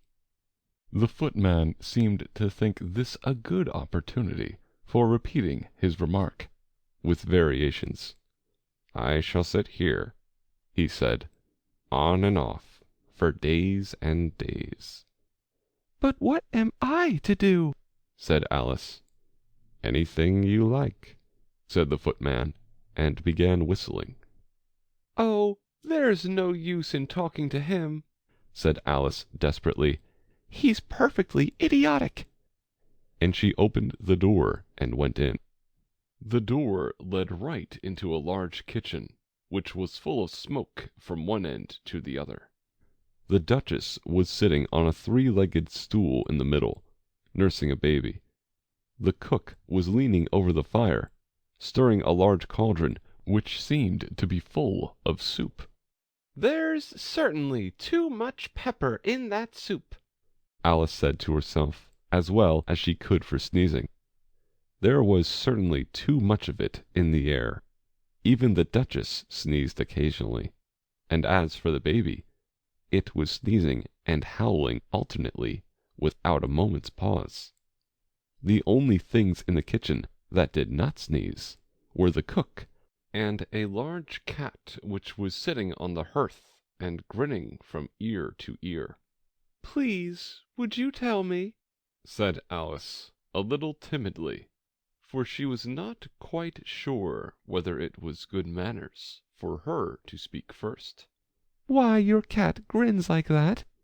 "It's a Cheshire cat," said the Duchess, "and that's why." "Pig!" She said the last word with such sudden violence that Alice quite jumped, but she saw in another moment that it was addressed to the baby and not to her, so she took courage and went on again. I didn't know that Cheshire cats always grinned. In fact, I didn't know that cats could grin. They all can, said the Duchess, and most of 'em do. I don't know of any that do, Alice said very politely, feeling quite pleased to have got into a conversation. You don't know much, said the Duchess, and that's a fact. Alice did not at all like the tone of this remark, and thought it would be as well to introduce some other subject of conversation. While she was trying to fix on one, the cook took the cauldron of soup off the fire, and at once set to work throwing everything within her reach at the Duchess and the baby. The fire irons came first, then followed a shower of saucepans, plates, and dishes. The Duchess took no notice of them even when they hit her, and the baby was howling so much already that it was quite impossible to say whether the blows hurt it or not. "Oh, please mind what you're doing!" cried Alice, jumping up and down in an agony of terror. "Oh, there goes his precious nose!" as an unusually large saucepan flew close by it and very nearly carried it off. "If everybody minded their own business," the Duchess said in a hoarse growl, "the world would go round a deal faster than it does." "Which would not be an advantage," said Alice, who felt very glad to get an opportunity of showing off a little of her knowledge. "Just think of what work it would make with the day and night. You see, the earth takes 24 hours to turn round on its axis." "Talking of axes," said the Duchess, "chop off her head." Alice glanced rather anxiously at the cook to see if she meant to take the hint, but the cook was busily stirring the soup, and seemed not to be listening, so she went on again. 24 hours, I think, or is it 12? Oh, don't bother me," said the Duchess. I could never abide figures." And with that she began nursing her child again, singing a sort of lullaby to it as she did so, and giving it a violent shake at the end of every line. "Speak roughly to your little boy, and beat him when he sneezes. He only does it to annoy, because he knows it teases." Chorus, in which the cook and the baby joined. "Wow, wow, wow." While the Duchess sang the second verse of the song, she kept tossing the baby violently up and down, and the poor little thing howled so that Alice could hardly hear the words. "I speak severely to my boy, I beat him when he sneezes, for he can thoroughly enjoy the pepper when he pleases." Chorus. "Wow, wow, wow." "Here, you may nurse it a bit, if you like," the Duchess said to Alice, flinging the baby at her as she spoke. "I must go and get ready to play croquet with the Queen." And she hurried out of the room. The cook threw a frying pan after her as she went out, but it just missed her. Alice caught the baby with some difficulty, as it was a queer-shaped little creature, and held out its arms and legs in all directions. "Just like a starfish," thought Alice. The poor little thing was snorting like a steam engine when she caught it, and kept doubling itself up and straightening itself out again, so that altogether, for the first minute or two, it was as much as she could do to hold it. As soon as she had made out the proper way of nursing it, which was to twist it up into a sort of knot, and then keep tight hold of its right ear and left foot, so as to prevent its undoing itself, she carried it out into the open air. If I don't take this child away with me, thought Alice, they're sure to kill it in a day or two. Wouldn't it be murder to leave it behind? She said the last words out loud, and the little thing grunted in reply. It had left off sneezing by this time. Don't grunt, said Alice. That's not at all a proper way of expressing yourself. The baby grunted again, and Alice looked very anxiously into its face to see what was the matter with it. There could be no doubt that it had a very turn-up nose, much more like a snout than a real nose. Also, its eyes were getting extremely small for a baby. Altogether, Alice did not like the look of the thing at all. But perhaps it was only sobbing, she thought, and looked into its eyes again to see if there were any tears. No, there were no tears. If you're going to turn into a pig, my dear, said Alice, seriously, I'll have nothing more to do with you. Mind now. The poor little thing sobbed again, or grunted, it was impossible to say which, and they went on for some while in silence. Alice was just beginning to think to herself, Now, what am I to do with this creature when I get it home? When it grunted again, so violently that she looked down into its face in some alarm. This time there could be no mistake about it. It was neither more nor less than a pig, and she felt that it would be quite absurd for her to carry it further. So she set the little creature down, and felt quite relieved to see it trot away quietly into the wood. If it had grown up, she said to herself, it would have made a dreadfully ugly child. But it makes rather a handsome pig, I think. And she began thinking over other children she knew, who might do very well as pigs, and was just saying to herself, if one only knew the right way to change them, when she was a little startled by seeing the Cheshire cat sitting on a bough of a tree a few yards off. The cat only grinned when it saw Alice. It looked good-natured, she thought. Still, it had very long claws and a great many teeth, so she felt that it ought to be treated with respect.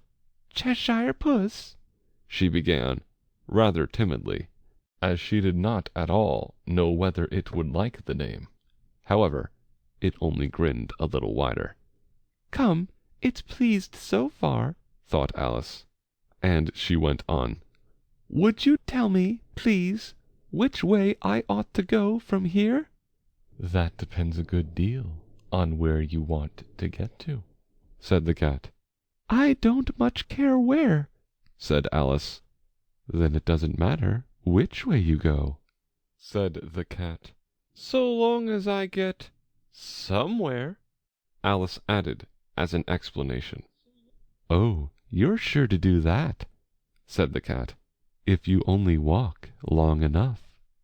Alice felt that this could not be denied, so she tried another question. What sort of people live about here? In that direction, the cat said, waving its right paw round, lives a hatter, and in that direction, waving the other paw, lives a March hare. Visit either you like. They're both mad. But I don't want to go among mad people, Alice remarked. Oh, you can't help that, said the cat. We're all mad here.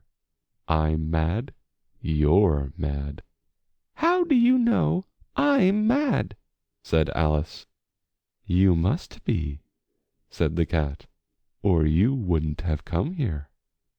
Alice didn't think that proved it at all. However, she went on. And how do you know that you're mad? To begin with, said the cat, a dog's not mad. You grant that? I suppose so, said Alice. Well, then, the cat went on, you see, a dog growls when it's angry, and wags its tail when it's pleased. Now I growl when I'm pleased, and wag my tail when I'm angry. Therefore, I'm mad. I call it purring, not growling, said Alice. Call it what you like, said the cat. Do you play croquet with the queen today? I should like it very much, said Alice. But I haven't been invited yet. You'll see me there, said the cat, and vanished. Alice was not much surprised at this.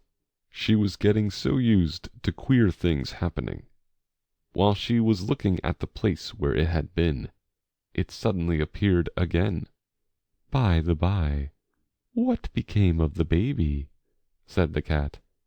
I'd nearly forgotten to ask. It turned into a pig, Alice quietly said, just as if it had come back in a natural way. I thought it would, said the cat, and vanished again. Alice waited a little, half expecting to see it again, but it did not appear, and after a minute or two, she walked on in the direction in which the March Hare was said to live. I've seen hatters before, she said to herself. The March Hare will be much the most interesting, and perhaps as this is May it won't be raving mad.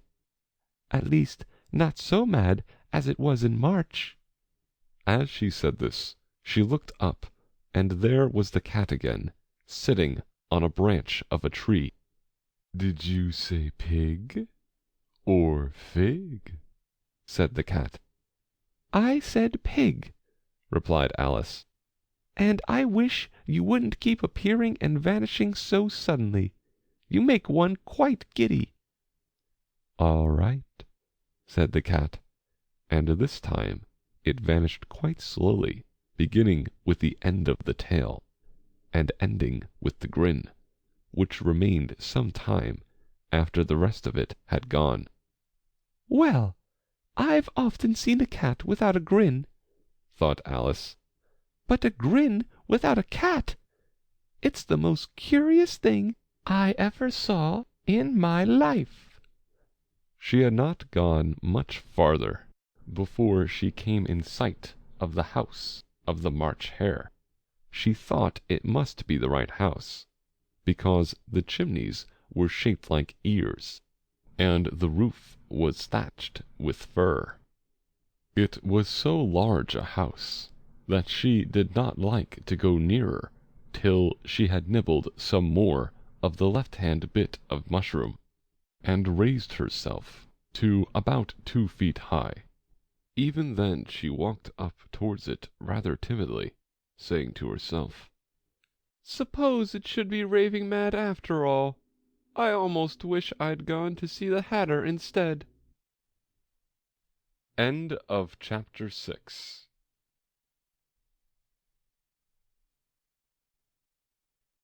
Chapter 7.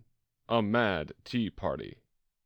There was a table set out under a tree in front of the house, and the March Hare and the Hatter were having tea at it.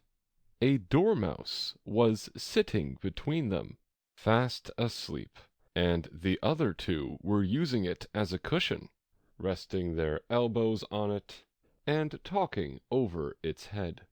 Very uncomfortable for the dormouse, thought Alice. Only, as it's asleep, I suppose it doesn't mind. The table was a large one, but the three were all crowded together at one corner of it. No room! No room! They cried out when they saw Alice coming. There's plenty of room, said Alice indignantly, and she sat down in a large armchair at one end of the table. Have some wine, the March Hare said in an encouraging tone.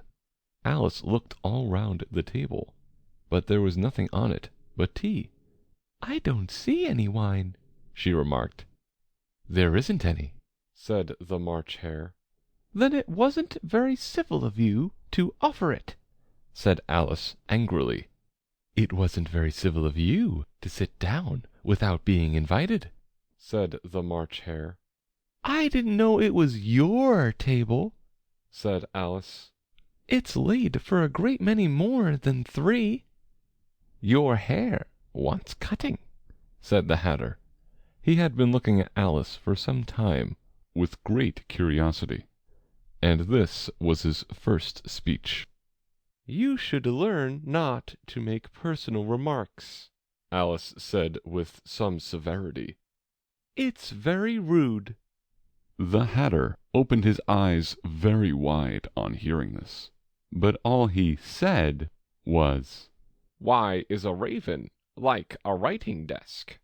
"Come, we shall have some fun now," thought Alice. "I'm glad they've begun asking riddles. I believe I can guess that," she added aloud. "Do you mean that you think you can find out the answer to it?" said the March Hare. "Exactly so," said Alice. "Then you should say what you mean," the March Hare went on. "I do," Alice hastily replied. At least I mean what I say. That's the same thing, you know." "Not the same thing a bit," said the Hatter. "You might just as well say that 'I see what I eat' is the same thing as 'I eat what I see.'" "You might just as well say," added the March Hare, "that 'I like what I get' is the same thing as 'I get what I like.'" "You might just as well say," added the Dormouse, who seemed to be talking in his sleep, "that 'I breathe when I sleep' is the same thing as 'I sleep when I breathe.'" "It is the same thing with you," said the Hatter. And here the conversation dropped, and the party sat silent for a minute, while Alice thought over all she could remember about ravens and writing desks, which wasn't much. The Hatter was the first to break the silence. "What day of the month is it?" he said, turning to Alice. He had taken his watch out of his pocket, and was looking at it uneasily, shaking it every now and then, and holding it to his ear. Alice considered a little, and then said, "The 4th." "2 days wrong," sighed the Hatter. "I told you butter wouldn't suit the works," he added, looking angrily at the March Hare. "It was the best butter," the March Hare meekly replied. "Yes, but some crumbs must have got in as well," the Hatter grumbled. "You shouldn't have put it in with the bread knife." The March Hare took the watch and looked at it gloomily. Then he dipped it into his cup of tea and looked at it again. But he could think of nothing better to say than his first remark. "It was the best butter, you know." Alice had been looking over his shoulder with some curiosity. "What a funny watch!" she remarked. "It tells the day of the month, and doesn't tell what o'clock it is." "Why should it?" muttered the Hatter. "Does your watch tell you what year it is?" "Of course not," Alice replied very readily. "But that's because it stays the same year for such a long time together." "Which is just the case with mine," said the Hatter. Alice felt dreadfully puzzled. The Hatter's remark seemed to have no sort of meaning in it, and yet it was certainly English. "I don't quite understand you," she said, as politely as she could. "The Dormouse is asleep again," said the Hatter. and he poured a little hot tea upon its nose. The Dormouse shook its head impatiently, and said, without opening its eyes, Of course, of course. Just what I was going to remark myself. Have you guessed the riddle yet? The Hatter said, turning to Alice again. No, I give it up, Alice replied. What's the answer? I haven't the slightest idea, said the Hatter. Nor I, said the March Hare. Alice sighed wearily. I think you might do something better with the time, she said, than waste it in asking riddles that have no answers.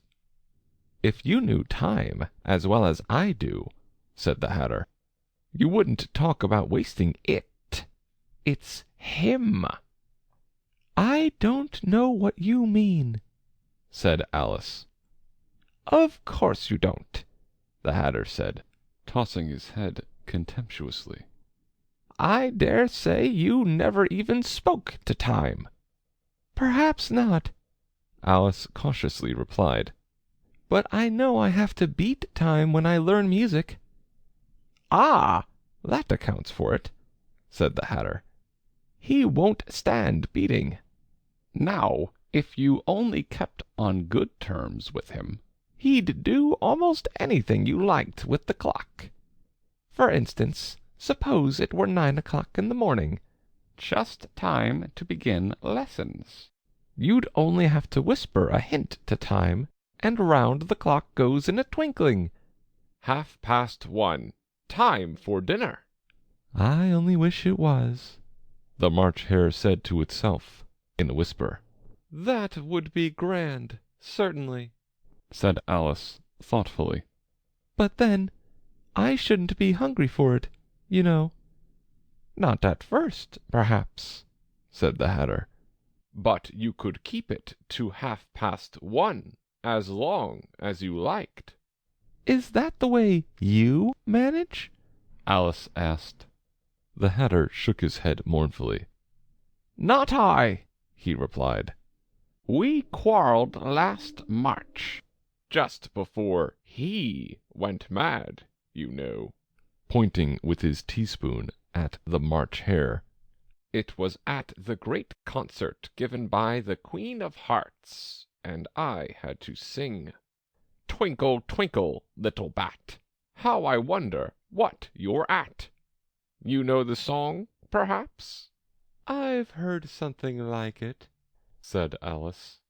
It goes on, you know, the Hatter continued, in this way. Up above the world you fly, like a tea-tray in the sky. Twinkle, twinkle.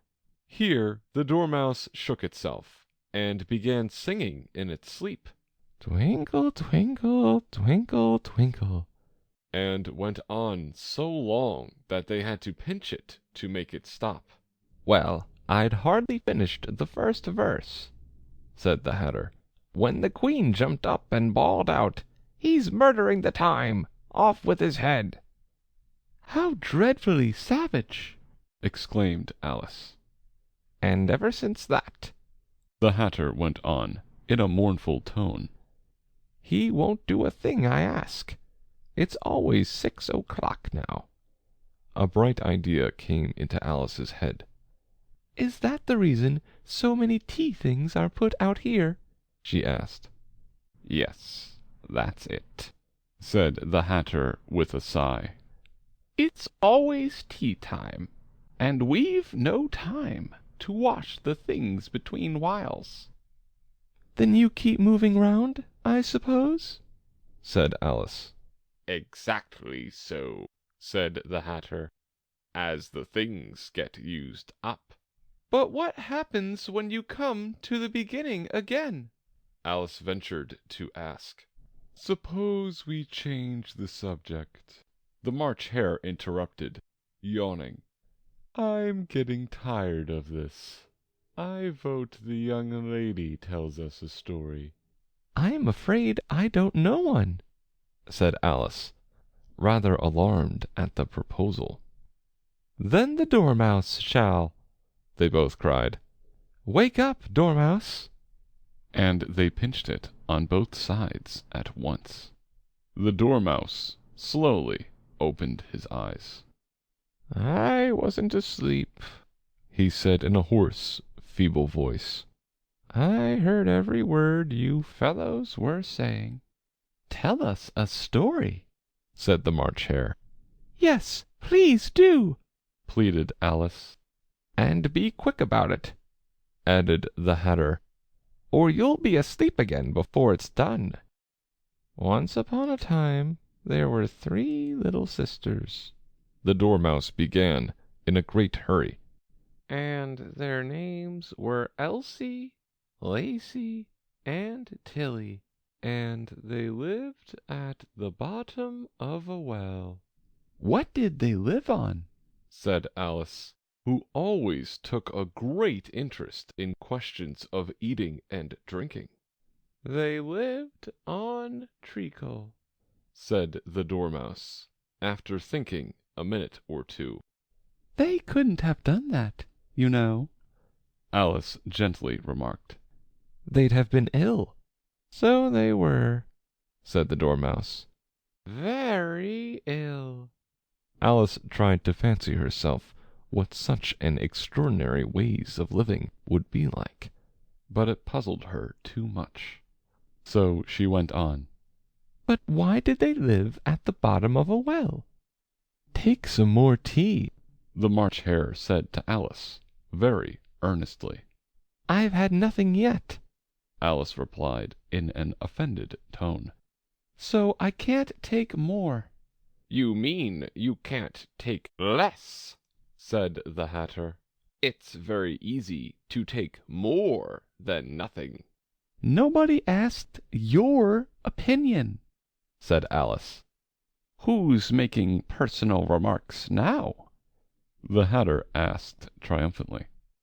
Alice did not quite know what to say to this, so she helped herself to some tea and bread and butter, and then turned to the Dormouse, and repeated her question. Why did they live at the bottom of a well? The Dormouse again took a minute or two to think about it, and then said, It was a treacle well. There's no such thing. Alice was beginning very angrily, but the Hatter and the March Hare went, Shh, shh, and the Dormouse sulkily remarked, If you can't be civil, you'd better finish the story for yourself. No, please go on, Alice said very humbly. I won't interrupt again. I dare say there may be one. One indeed, said the Dormouse indignantly. However, he consented to go on. And so these 3 little sisters, they were learning to draw, you know. What did they draw?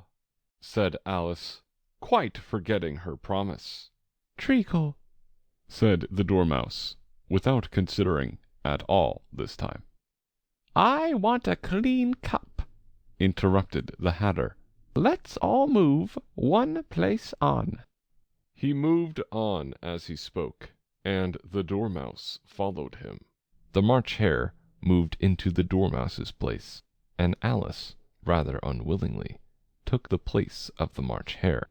The Hatter was the only one who got any advantage from the change, and Alice was a good deal worse off than before, as the March Hare had just upset the milk jug into his plate.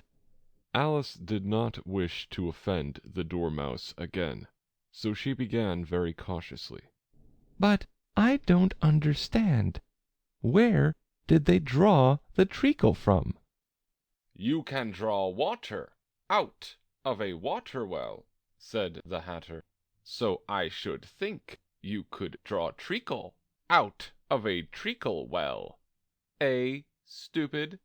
But they were in the well, Alice said to the Dormouse, not choosing to notice this last remark. Of course they were, said the Dormouse. Well in. This answer so confused poor Alice that she let the Dormouse go on for some time without interrupting it. They were learning to draw, The Dormouse went on, yawning and rubbing its eyes, for it was getting very sleepy. and they drew all manner of things. Everything that begins with an M. Why with an M? Said Alice. Why not? Said the March Hare. Alice was silent. The Dormouse had closed its eyes by this time, and was going off into a doze. But, on being pinched by the Hatter, it woke up again with a little shriek, and went on. That begins with an M.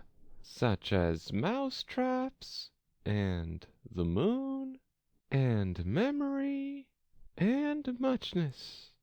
You know, you say things are much of a muchness. Did you ever see such a thing as a drawing of a muchness? Really, now you ask me, said Alice, very much confused. I don't think.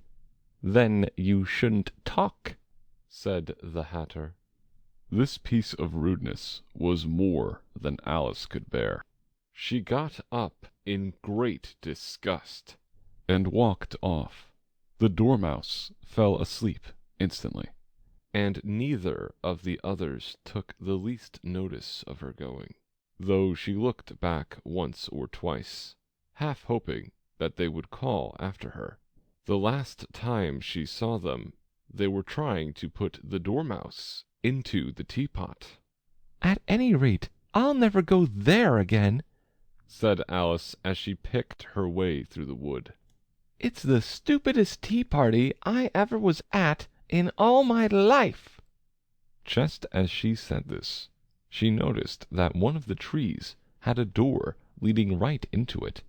That's very curious, she thought. But everything's curious today. I think I may as well go in at once. And in she went. Once more she found herself in the long hall, and close to the little glass table. Now I'll manage better this time, she said to herself, and began by taking the little golden key and unlocking the door that led into the garden. Then she went to work nibbling at the mushroom. She had kept a piece of it in her pocket, till she was about a foot high. Then she walked down the little passage, and then she found herself at last in the beautiful garden, among the bright flower beds and the cool fountains. End of chapter 7.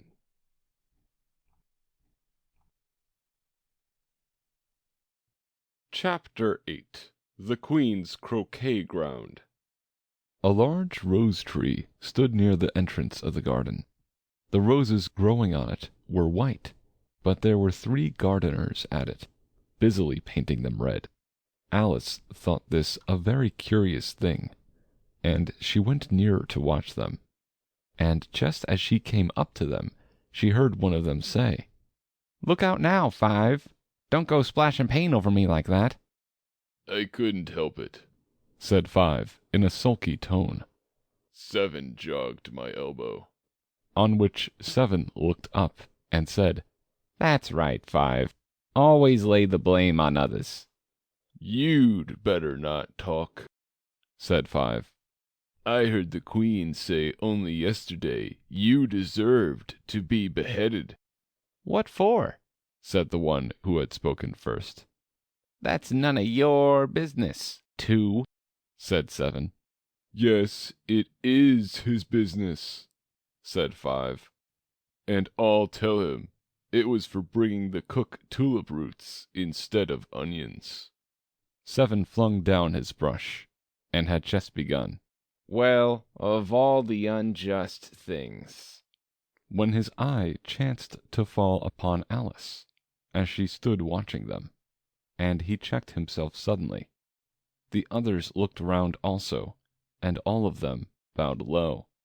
"Would you tell me," said Alice, a little timidly.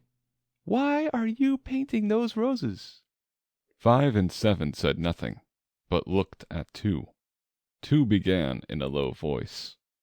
"Why, the fact is, you see, Miss, this here ought to have been a red rose tree, and we put a white one in by mistake.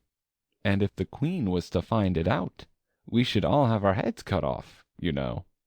So you see, miss, we're doing our best, afore she comes, to—" At this moment, 5, who had been anxiously looking across the garden, called out, "The Queen! The Queen!" And the 3 gardeners instantly threw themselves flat upon their faces. There was a sound of many footsteps, and Alice looked round, eager to see the Queen.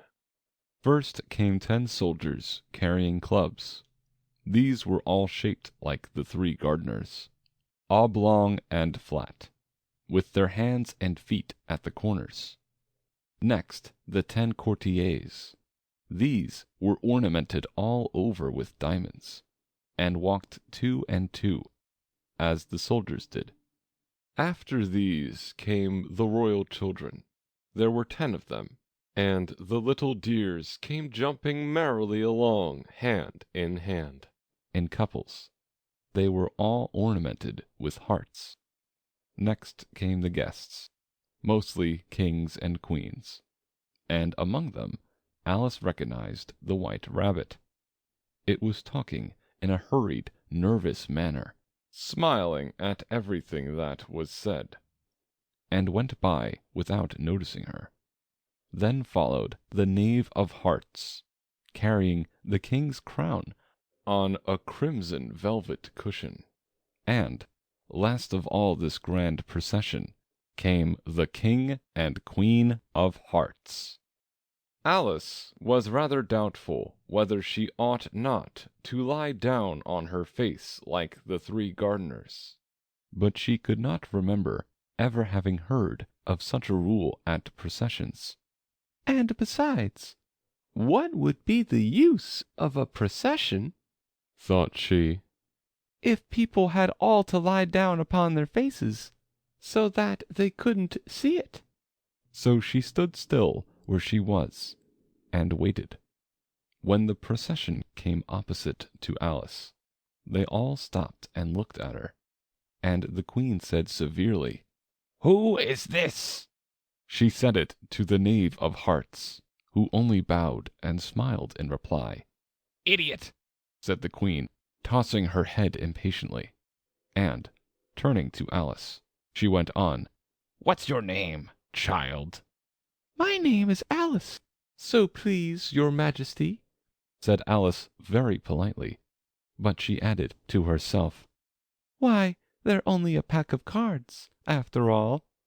I needn't be afraid of them." "And who are these?" said the Queen, pointing to the 3 gardeners who were lying round the rose tree. For, you see, as they were lying on their faces, and the pattern on their backs was the same as the rest of the pack, she could not tell whether they were gardeners, or soldiers, or courtiers, or 3 of her own children. "How should I know?" said Alice, surprised at her own courage. "It's no business of mine." The Queen turned crimson with fury, and, after glaring at her for a moment like a wild beast, screamed, "Off with her head! Off!" "Nonsense!"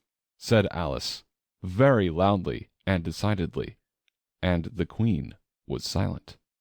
The King laid his hand upon her arm, and timidly said, "Consider, my dear, she is only a child." The Queen turned angrily away from him, and said to the Knave, "Turn them over." The Knave did so, very carefully, with one foot. "Get up!" said the Queen in a shrill, loud voice, and the 3 gardeners instantly jumped up, and began bowing to the King, the Queen, the royal children, and everybody else. Leave off that!" screamed the Queen. "You make me giddy." And then, turning to the rose tree, she went on. "What have you been doing here?" "May it please your Majesty," said Two, in a very humble tone, going down on one knee as he spoke. "we were trying." "I see," said the Queen, who had meanwhile been examining the roses. "Off with their heads!" And the procession moved on, 3 of the soldiers remaining behind to execute the unfortunate gardeners, who ran to Alice for protection. "You shan't be beheaded," said Alice. And she put them into a large flower pot that stood near. The 3 soldiers wandered about for a minute or two, looking for them, and then quietly marched off after the others. "Are their heads off?" shouted the Queen. "Their heads are gone, if it please your Majesty." The soldiers shouted in reply. "That's right," shouted the Queen. "Can you play croquet?" The soldiers were silent and looked at Alice, as the question was evidently meant for her. "Yes," shouted Alice. "Come on, then," roared the Queen, and Alice joined the procession, wondering very much what would happen next. It's a very fine day," said a timid voice at her side. She was walking by the White Rabbit, who was peeping anxiously into her face. "Very," said Alice. "Where's the Duchess?" "Hush, hush," said the rabbit in a low, hurried tone. He looked anxiously over his shoulder as he spoke, and then raised himself upon tiptoe, Put his mouth close to her ear, and whispered, "She's under sentence of execution." "What for?" said Alice. "Did you say, 'what a pity'?" The rabbit asked. "No, I didn't," said Alice. "I don't think it's at all a pity. I said, 'what for?' She boxed the Queen's ears," the rabbit began. Alice gave a little scream of laughter. "Oh, hush!" the rabbit whispered in a frightened tone.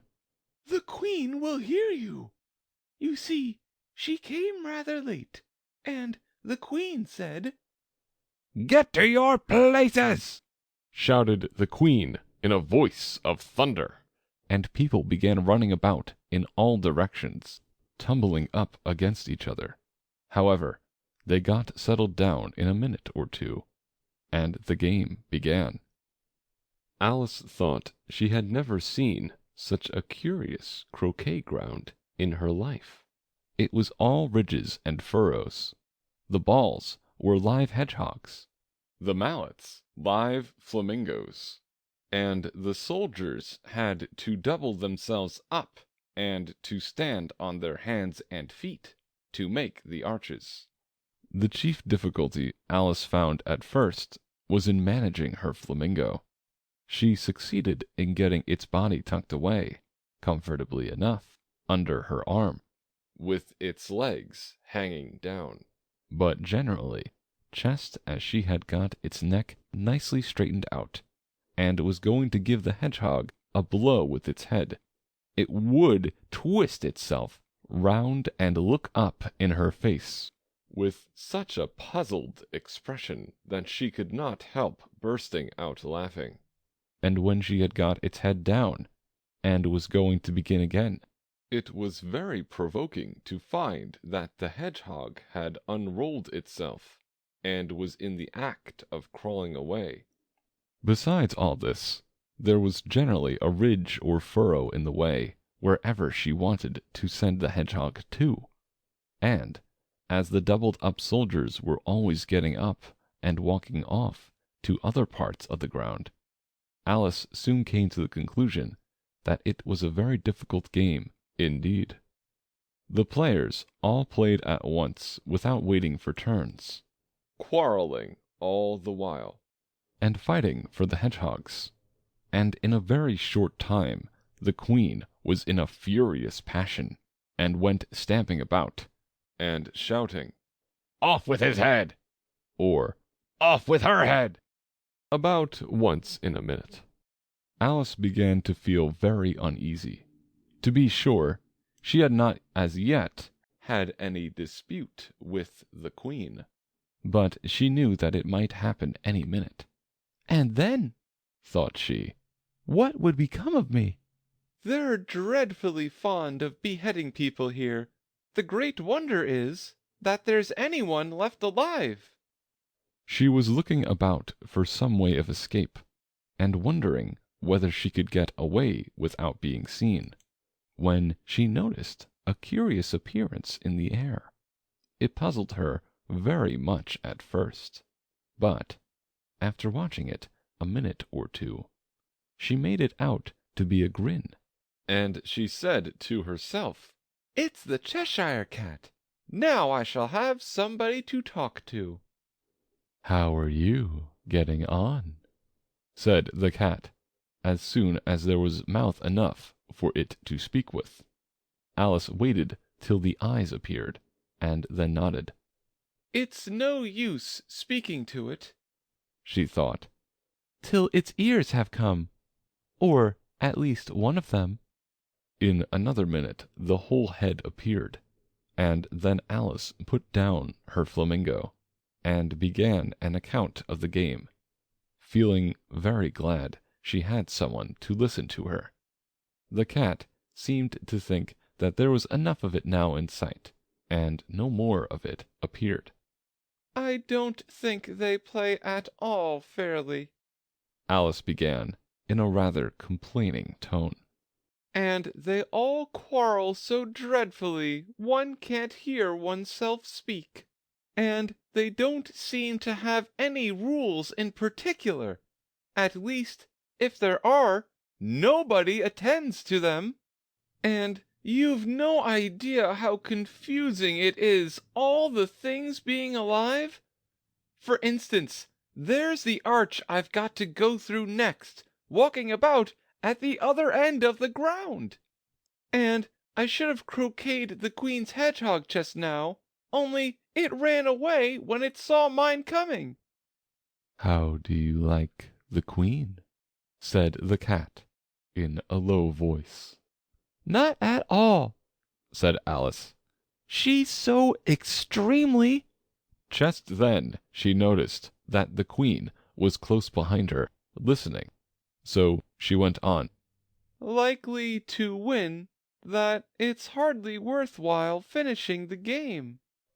The queen smiled and passed on. Who are you talking to? Said the king, going up to Alice, and looking at the cat's head with great curiosity. It's a friend of mine, a Cheshire cat, said Alice. Allow me to introduce it. I don't like the look of it at all, said the king. However, it may kiss my hand if it likes. I'd rather not, the cat remarked. Don't be impertinent, said the king, and don't look at me like that. He got behind Alice as he spoke. A cat may look at a king, said Alice. I've read that in some book, but I don't remember where. Well, it must be removed, said the king very decidedly, and he called the queen, who was passing at the moment. My dear, I wish you would have this cat removed. The queen had only one way of settling all difficulties, great or small. Off with his head, she said, without even looking round. I'll fetch the executioner myself, said the king eagerly, and he hurried off. Alice thought she might as well go back and see how the game was going on, as she heard the queen's voice in the distance, screaming with passion. She had already heard her sentence 3 of the players to be executed for having missed their turns, and she did not like the look of things at all. As the game was in such confusion that she never knew whether it was her turn or not. So she went in search of her hedgehog. The hedgehog was engaged in a fight with another hedgehog, which seemed to Alice an excellent opportunity for croqueting one of them with the other. The only difficulty was that her flamingo was gone across to the other side of the garden, where Alice could see it trying, in a helpless sort of way, to fly up into a tree. by the time she had caught the flamingo and brought it back, the fight was over, and both the hedgehogs were out of sight. But it doesn't matter much, thought Alice, as all the arches are gone from this side of the ground. So she tucked it away under her arm, that it might not escape again, and went back for a little more conversation with her friend. When she got back to the Cheshire Cat, she was surprised to find quite a large crowd collected round it.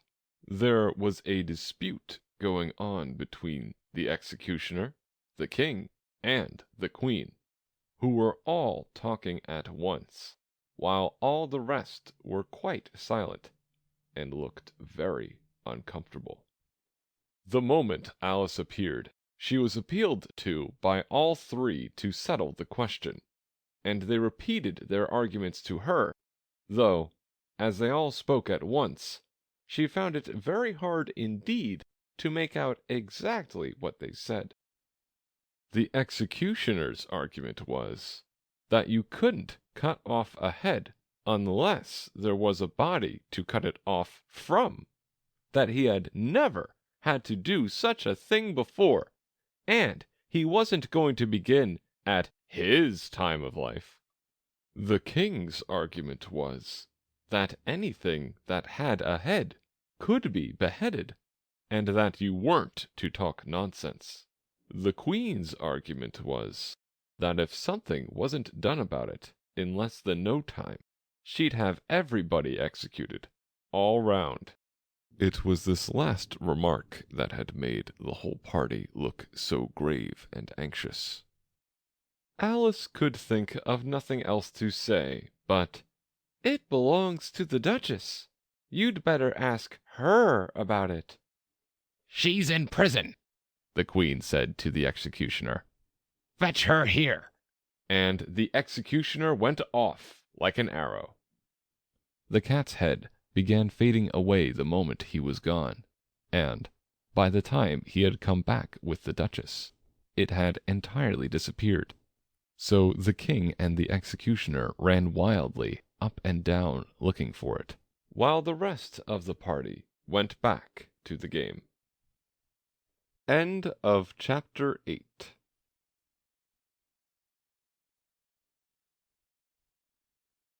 Chapter 9. The Mock Turtle's Story. "You can't think how glad I am to see you again, you dear old thing," said the Duchess, as she tucked her arm affectionately into Alice's, and they walked off together.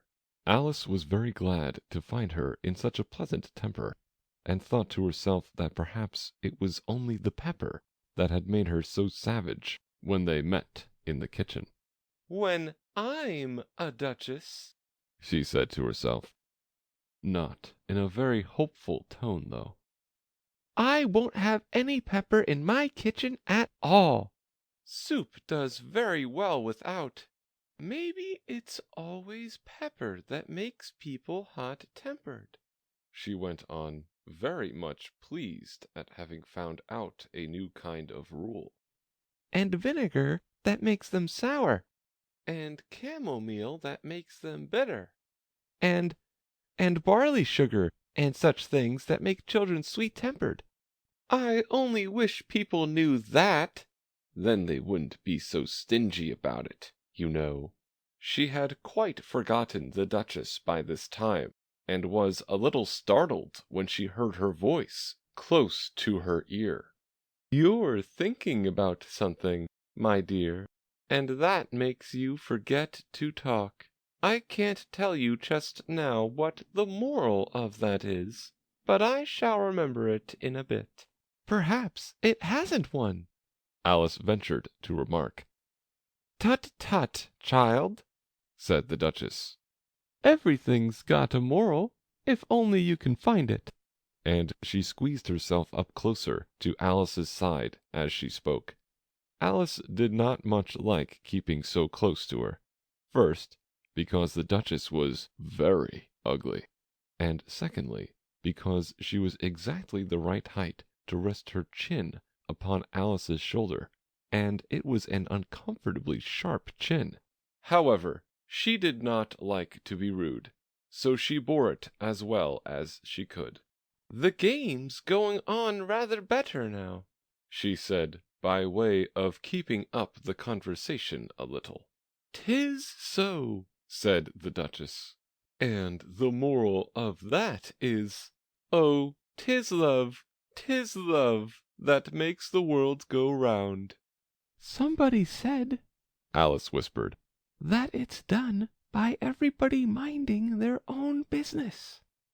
Ah, well, it means much the same thing, said the Duchess, digging her sharp little chin into Alice's shoulder as she added, and the moral of that is, take care of the sense, and the sounds will take care of themselves.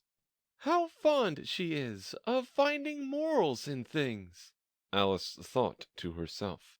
I dare say you're wondering why I don't put my arm round your waist, the Duchess said after a pause. The reason is that I'm doubtful about the temper of your flamingo. Shall I try the experiment? He might bite, Alice cautiously replied, not feeling at all anxious to have the experiment tried. Very true, said the Duchess. Flamingos and mustard both bite, and the moral of that is, birds of a feather flock together. Only mustard isn't a bird, Alice remarked. Right, as usual, said the Duchess. What a clear way you have of putting things. It's a mineral, I think. Of course it is, said the Duchess, who seemed ready to agree to everything that Alice said. There's a large mustard mine near here, and the moral of that is, the more there is of mine, the less there is of yours. Oh, I know, exclaimed Alice, who had not attended to this last remark. It's a vegetable. It doesn't look like one, but it is. I quite agree with you, said the Duchess. And the moral of that is, be what you would seem to be. Or if you'd like it put more simply, never imagine yourself not to be otherwise than what it might appear to others, that what you were, or might have been, was not otherwise than what you had been, would have appeared to them to be otherwise. I think I should understand that better, Alice said very politely, if I had it written down, but I can't quite follow it as you say it. That's nothing to what I could say if I chose, the Duchess replied, in a pleased tone. Pray don't trouble yourself to say it any longer than that, said Alice. Oh, don't talk about trouble, said the Duchess. I make you a present of everything I've said as yet. A cheap sort of present, thought Alice. I'm glad they don't give birthday presents like that. But she did not venture to say it out loud. Thinking again? the Duchess asked, with another dig of her sharp little chin. I've a right to think, said Alice sharply, for she was beginning to feel a little worried. Just about as much right, said the Duchess, as pigs have to fly, and the more... But here, to Alice's great surprise, the Duchess's voice died away, even in the middle of her favorite word, moral. And the arm that was linked into hers began to tremble.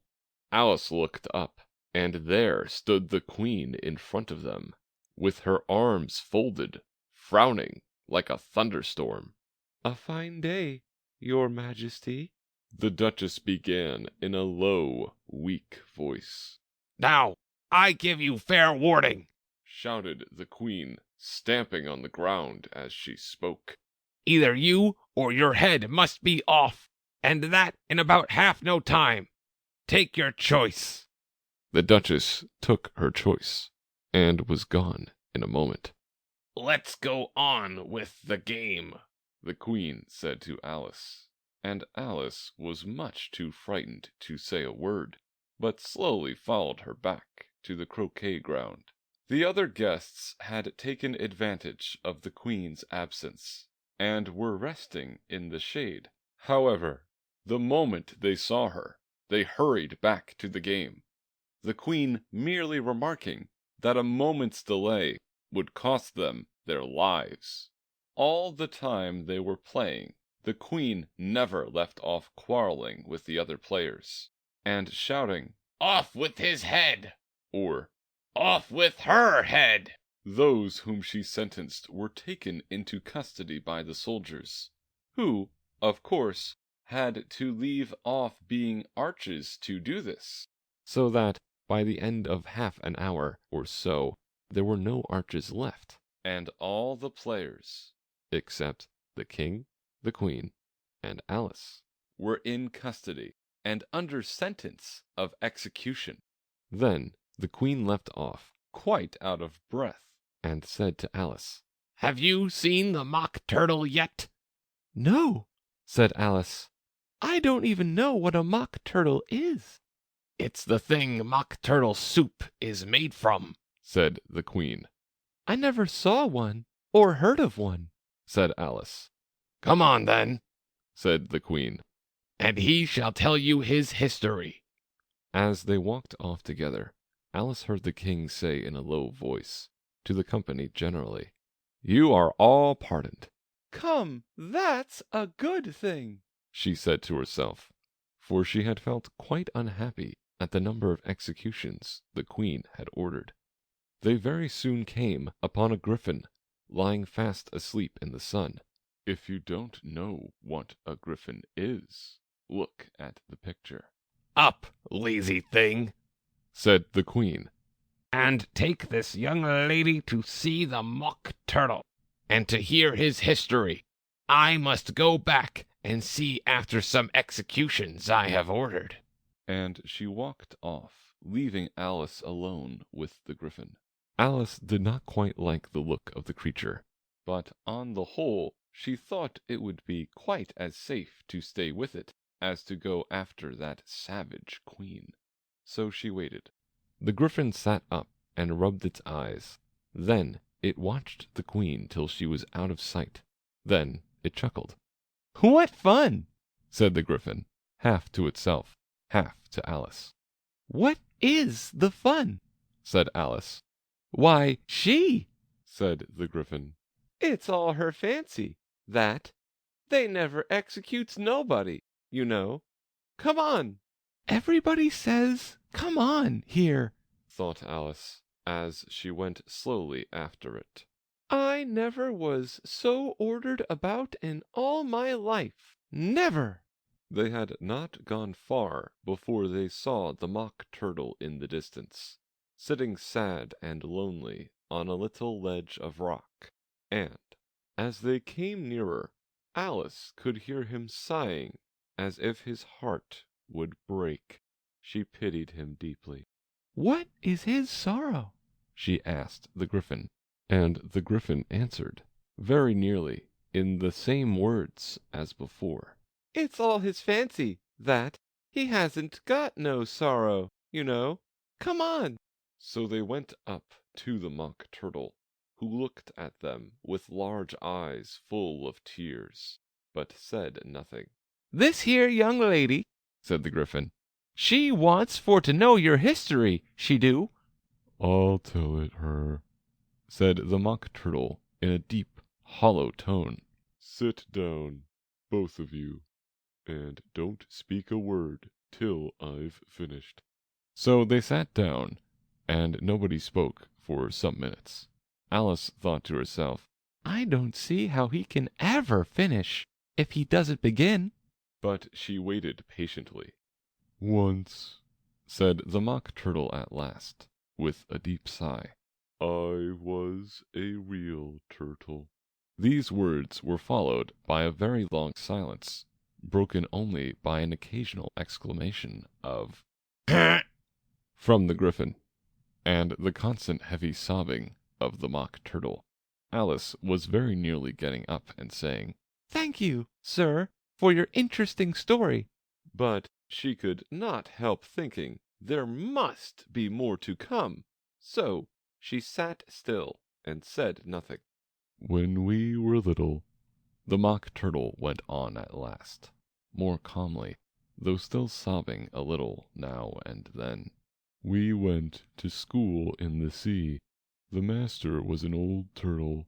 We used to call him Tortoise. Why did you call him Tortoise, if he wasn't one? Alice asked. We called him Tortoise because he taught us, said the Mock Turtle angrily. Really, you are very dull. You ought to be ashamed of yourself for asking such a simple question, added the Griffin. And then they both sat silent and looked at poor Alice, who felt ready to sink into the earth. At last the Griffin said to the Mock Turtle, Drive on, old fellow. Don't be all day about it. And he went on in these words. Yes, we went to school in the sea, though you mayn't believe it. I never said I didn't, interrupted Alice. You did, said the Mock Turtle. Hold your tongue, added the Griffin, before Alice could speak again. The Mock Turtle went on. We had the best of educations. In fact, we went to school every day. I've been to a day school too, said Alice. You needn't be so proud as all that. With extras? Asked the Mock Turtle, a little anxiously. Yes, said Alice. We learned French and music. And washing? Said the Mock Turtle. Certainly not, said Alice indignantly. Ah, then yours wasn't a really good school, said the Mock Turtle in a tone of great relief. Now at ours they had, at the end of the bill, French, music, and washing, extra. You couldn't have wanted it much, said Alice, living at the bottom of the sea. I couldn't afford to learn it, said the Mock Turtle with a sigh. I only took the regular course. What was that? Inquired Alice. Reeling and writhing, of course, to begin with, the Mock Turtle replied. And then the different branches of arithmetic, ambition, distraction, uglification, and derision. I never heard of uglification, Alice ventured to say. What is it? The Griffin lifted up both its paws in surprise. What? Never heard of uglifying? It exclaimed. You know what to beautify is, I suppose? Yes, said Alice doubtfully. It means to make anything prettier. Well, then, the Griffin went on, if you don't know what to uglify is, you are a simpleton. Alice did not feel encouraged to ask any more questions about it, so she turned to the Mock Turtle and said, What else had you to learn? Well, there was mystery, the Mock Turtle replied, counting off the subjects on his flappers. Mystery, ancient and modern, with seaography, then drawling. The drawling master was an old conger eel. that used to come once a week. He taught us drawing, stretching, and fainting in coils. What was that like? said Alice. Well, I can't show it you myself, The Mock Turtle said. I'm too stiff, and the Gryphon never learnt it. Hadn't time, said the Gryphon. I went to the classics master, though. He was an old crab. He was. I never went to him, The Mock Turtle said with a sigh. He taught laughing and grief, they used to say. So he did, said the Gryphon, sighing in his turn, And both creatures hid their faces in their paws. And how many hours a day did you do lessons? said Alice, in a hurry to change the subject. 10 hours the first day, said the Mock Turtle. 9 the next, and so on. What a curious plan, exclaimed Alice. That's the reason they're called lessons, the Gryphon remarked. Because they lessen from day to day. This was quite a new idea to Alice, and she thought it over a little before she made her next remark. Then the 11th day must have been a holiday? Of course it was, said the Mock Turtle. And how did you manage on the 12th? Alice went on eagerly. That's enough about lessons, the Gryphon interrupted in a very decided tone. Tell her something about the games now. End of chapter 9.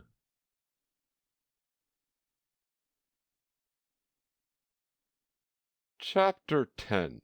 The Lobster Quadrille. The Mock Turtle sighed deeply, and drew the back of one flapper across his eyes. He looked at Alice, and tried to speak, but for a minute or two, sobs choked his voice. Same as if he had a bone in his throat, said the Gryphon, and it set to work shaking him and punching him in the back. At last the Mock Turtle recovered his voice, and, with tears running down his cheeks, he went on again. You may not have lived much under the sea. I haven't, said Alice. And perhaps you were never even introduced to a lobster. Alice began to say, I once tasted, but checked herself hastily, and said, No, never. So you can have no idea what a delightful thing a lobster quadrille is. No, indeed, said Alice. What sort of a dance is it? Why, said the Gryphon, you first form into a line along the seashore. 2 lines, cried the Mock Turtle. Seals, turtles, salmon, and so on. Then, when you've cleared all the jellyfish out of the way. That generally takes some time, interrupted the Gryphon. You advance twice. Each with a lobster as a partner, cried the Gryphon. Of course, the Mock Turtle said. Advance twice, set 2 partners. Change lobsters and retire in same order, continued the Gryphon. Then, you know, the Mock Turtle went on. You throw the lobsters, shouted the Gryphon, with a bound into the air, as far out to sea as you can. Swim after them, screamed the Gryphon. Turn a somersault in the sea, cried the Mock Turtle, capering wildly about. Change lobsters again, yelled the Gryphon at the top of its voice. Back to land again. And that's all the first figure, said the Mock Turtle, suddenly dropping his voice. And the 2 creatures, who had been jumping about like mad things all this time, sat down again very sadly and quietly, and looked at Alice. It must be a very pretty dance, said Alice timidly. Would you like to see a little of it? Said the Mock Turtle. Very much indeed, Said Alice. Come, let's try the first figure, Said the Mock Turtle to the Gryphon. We can do without lobsters, you know. Which shall sing? Oh, You sing, said the Gryphon. I've forgotten the words.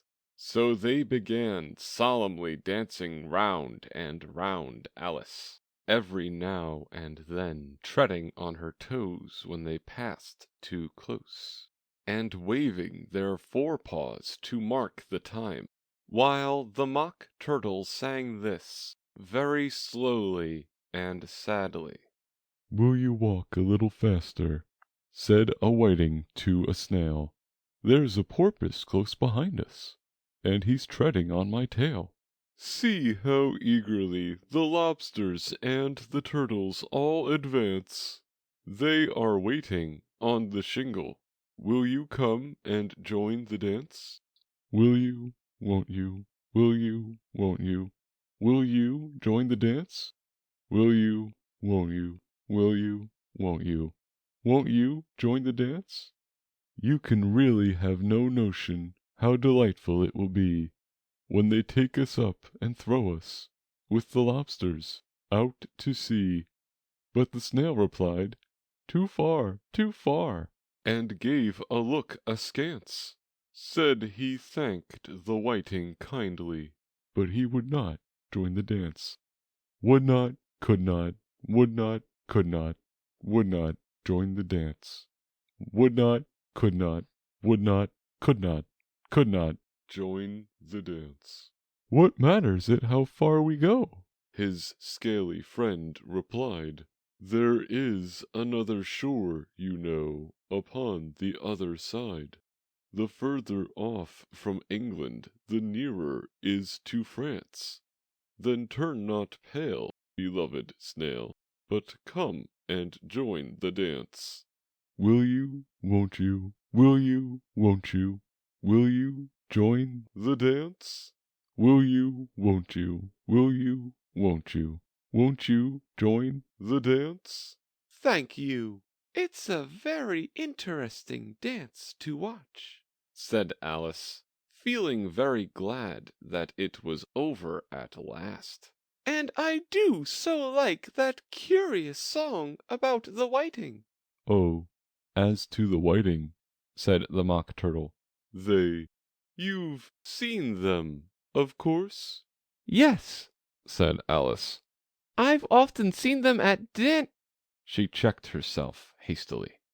I don't know where Din may be, said the Mock Turtle, but if you've seen them so often, of course you know what they're like. I believe so, Alice replied thoughtfully.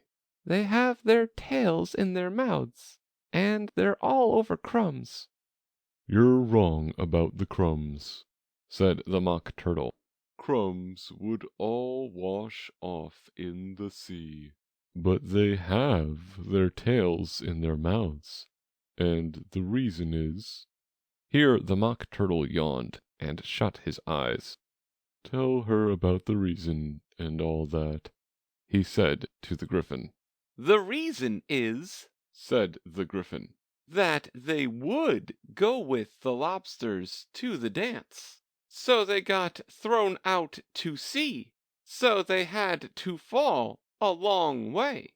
So they got their tails fast in their mouths. So they couldn't get them out again. That's all. Thank you, said Alice. It's very interesting. I never knew so much about a whiting before.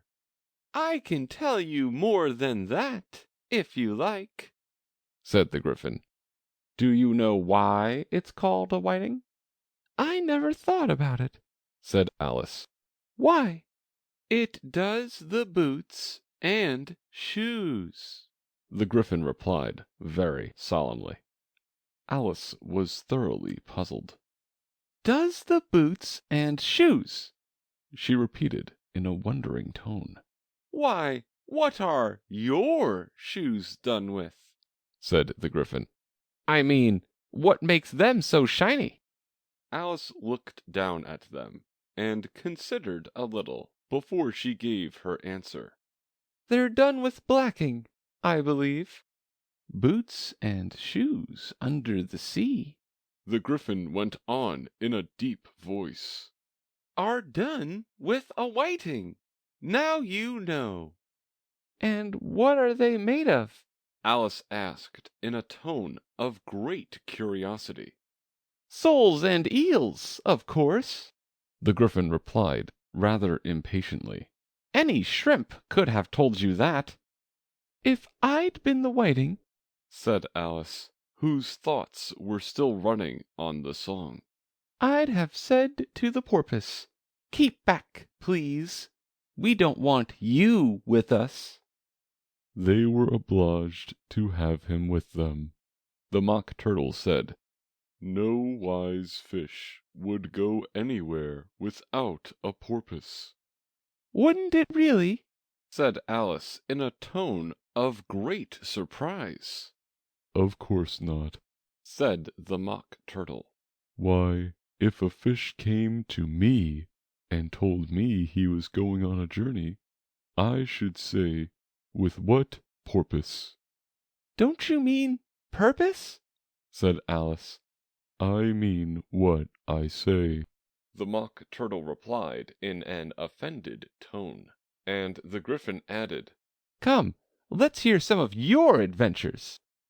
I could tell you my adventures, beginning from this morning, said Alice, a little timidly. but it's no use going back to yesterday. "Because I was a different person then." Explain all that, said the Mock Turtle. No, no, the adventures first. Said the Gryphon in an impatient tone. Explanations take such a dreadful time. So Alice began telling them her adventures from the time when she first saw the White Rabbit. She was a little nervous about it just at first. The two creatures got so close to her, one on each side, and opened their eyes and mouths so very wide. But she gained courage as she went on. Her listeners were perfectly quiet till she got to the part about her repeating, "You are old, Father William," to the caterpillar. And the words all coming different.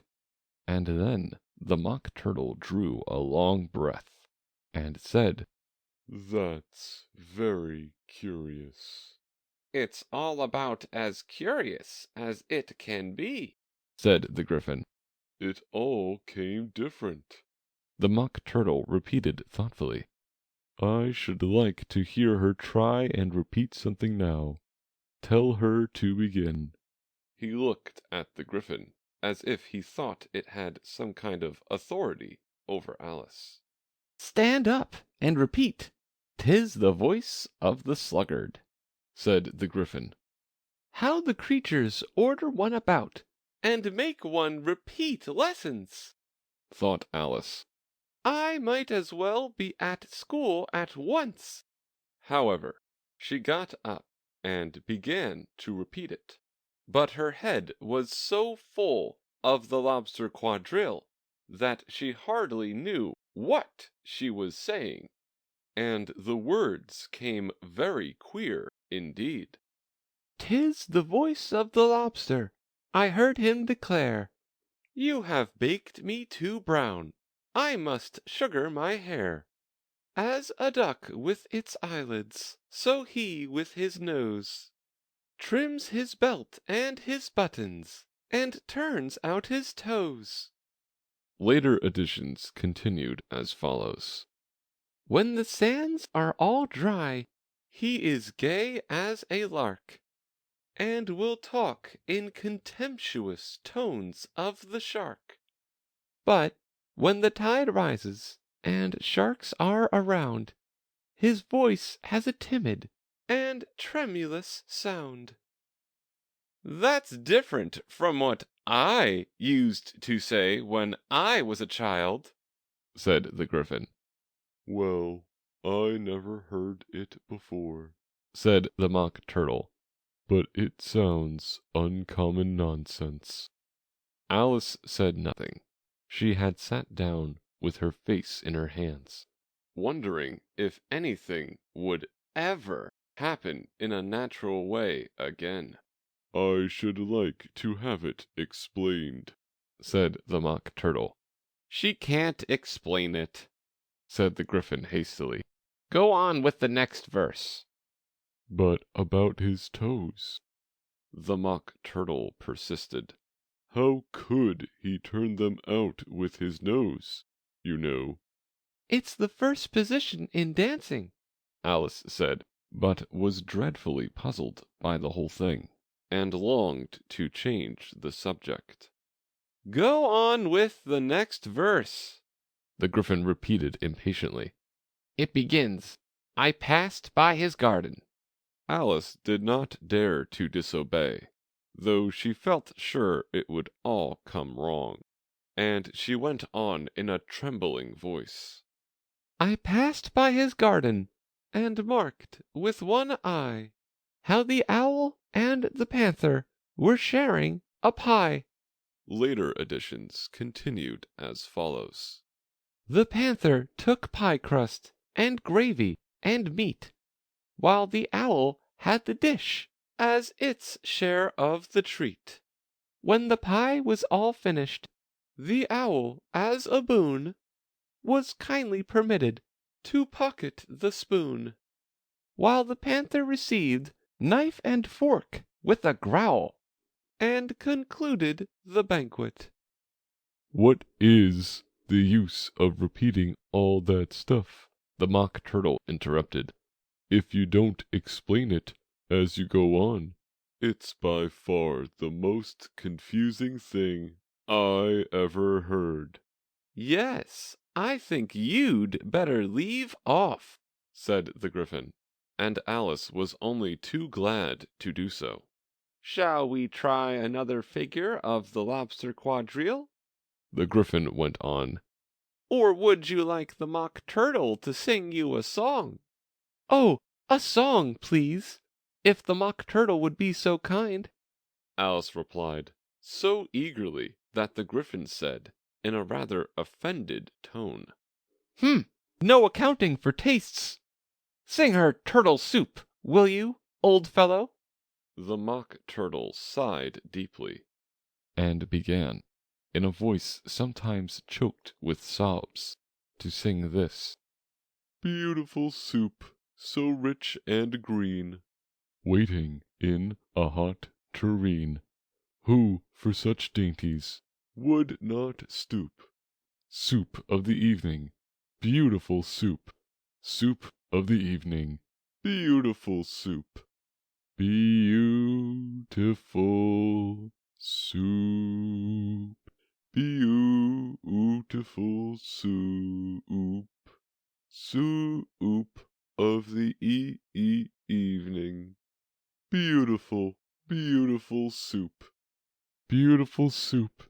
Who cares for fish, game, or any other dish? Who would not give all else for 2 pennyworth only of beautiful soup? Pennyworth only of beautiful soup? Beautiful soup. Beautiful soup. Soup of the evening. Beautiful, beautiful soup. Chorus again, cried the Gryphon, and the Mock Turtle had just begun to repeat it, when a cry of, The trial's beginning, was heard in the distance. Come on, cried the Gryphon, and, taking Alice by the hand, it hurried off, without waiting for the end of the song. What trial is it? Alice panted as she ran. but the Gryphon only answered, Come on, and ran the faster. while more and more faintly came, carried on the breeze that followed them, the melancholy words, "Soup of the evening, beautiful, beautiful soup." End of chapter 10.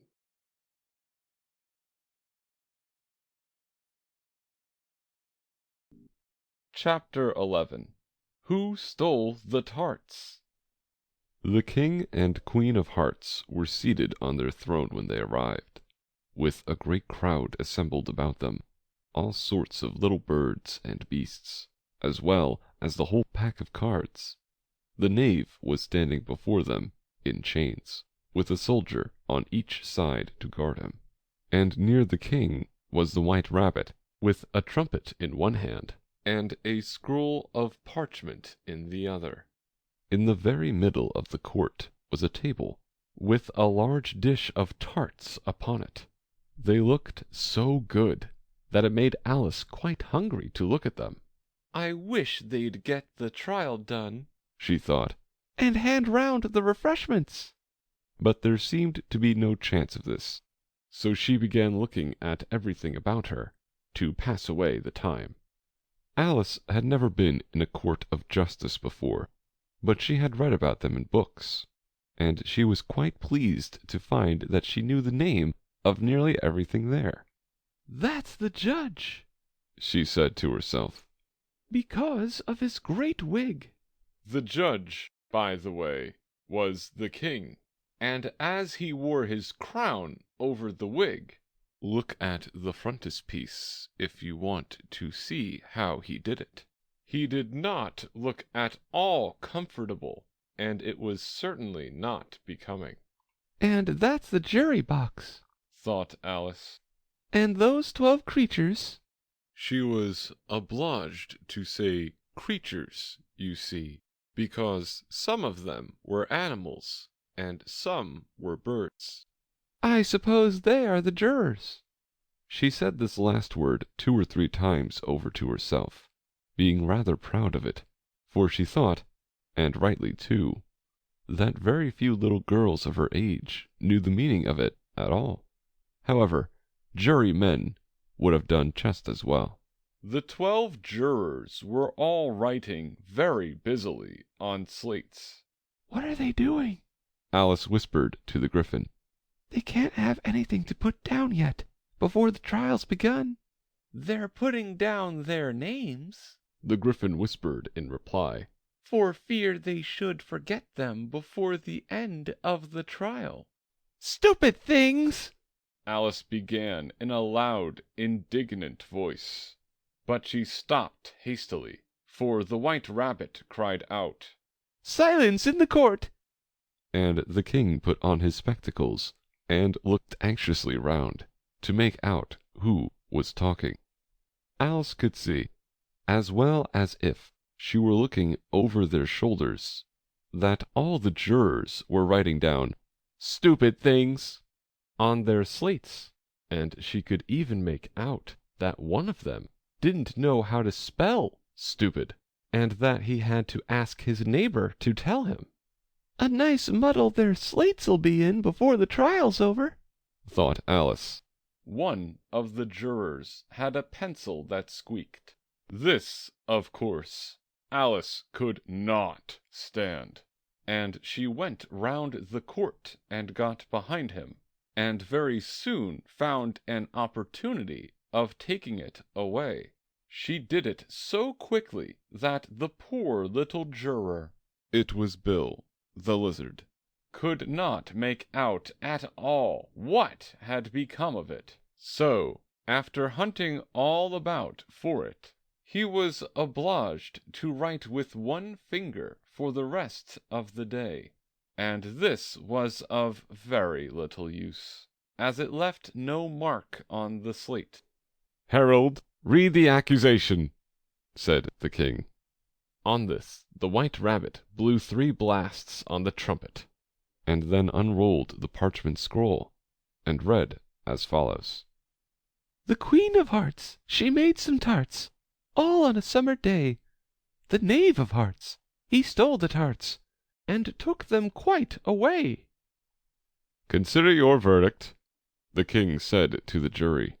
"Not yet, not yet," The rabbit hastily interrupted. "there's a great deal to come before that." "Call the first witness," said the king. And the white rabbit blew 3 blasts on the trumpet, and called out, "First witness!"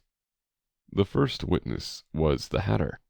He came in with a teacup in one hand, and a piece of bread and butter in the other.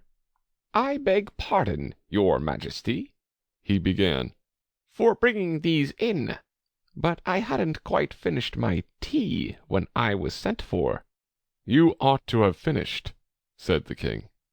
"When did you begin?"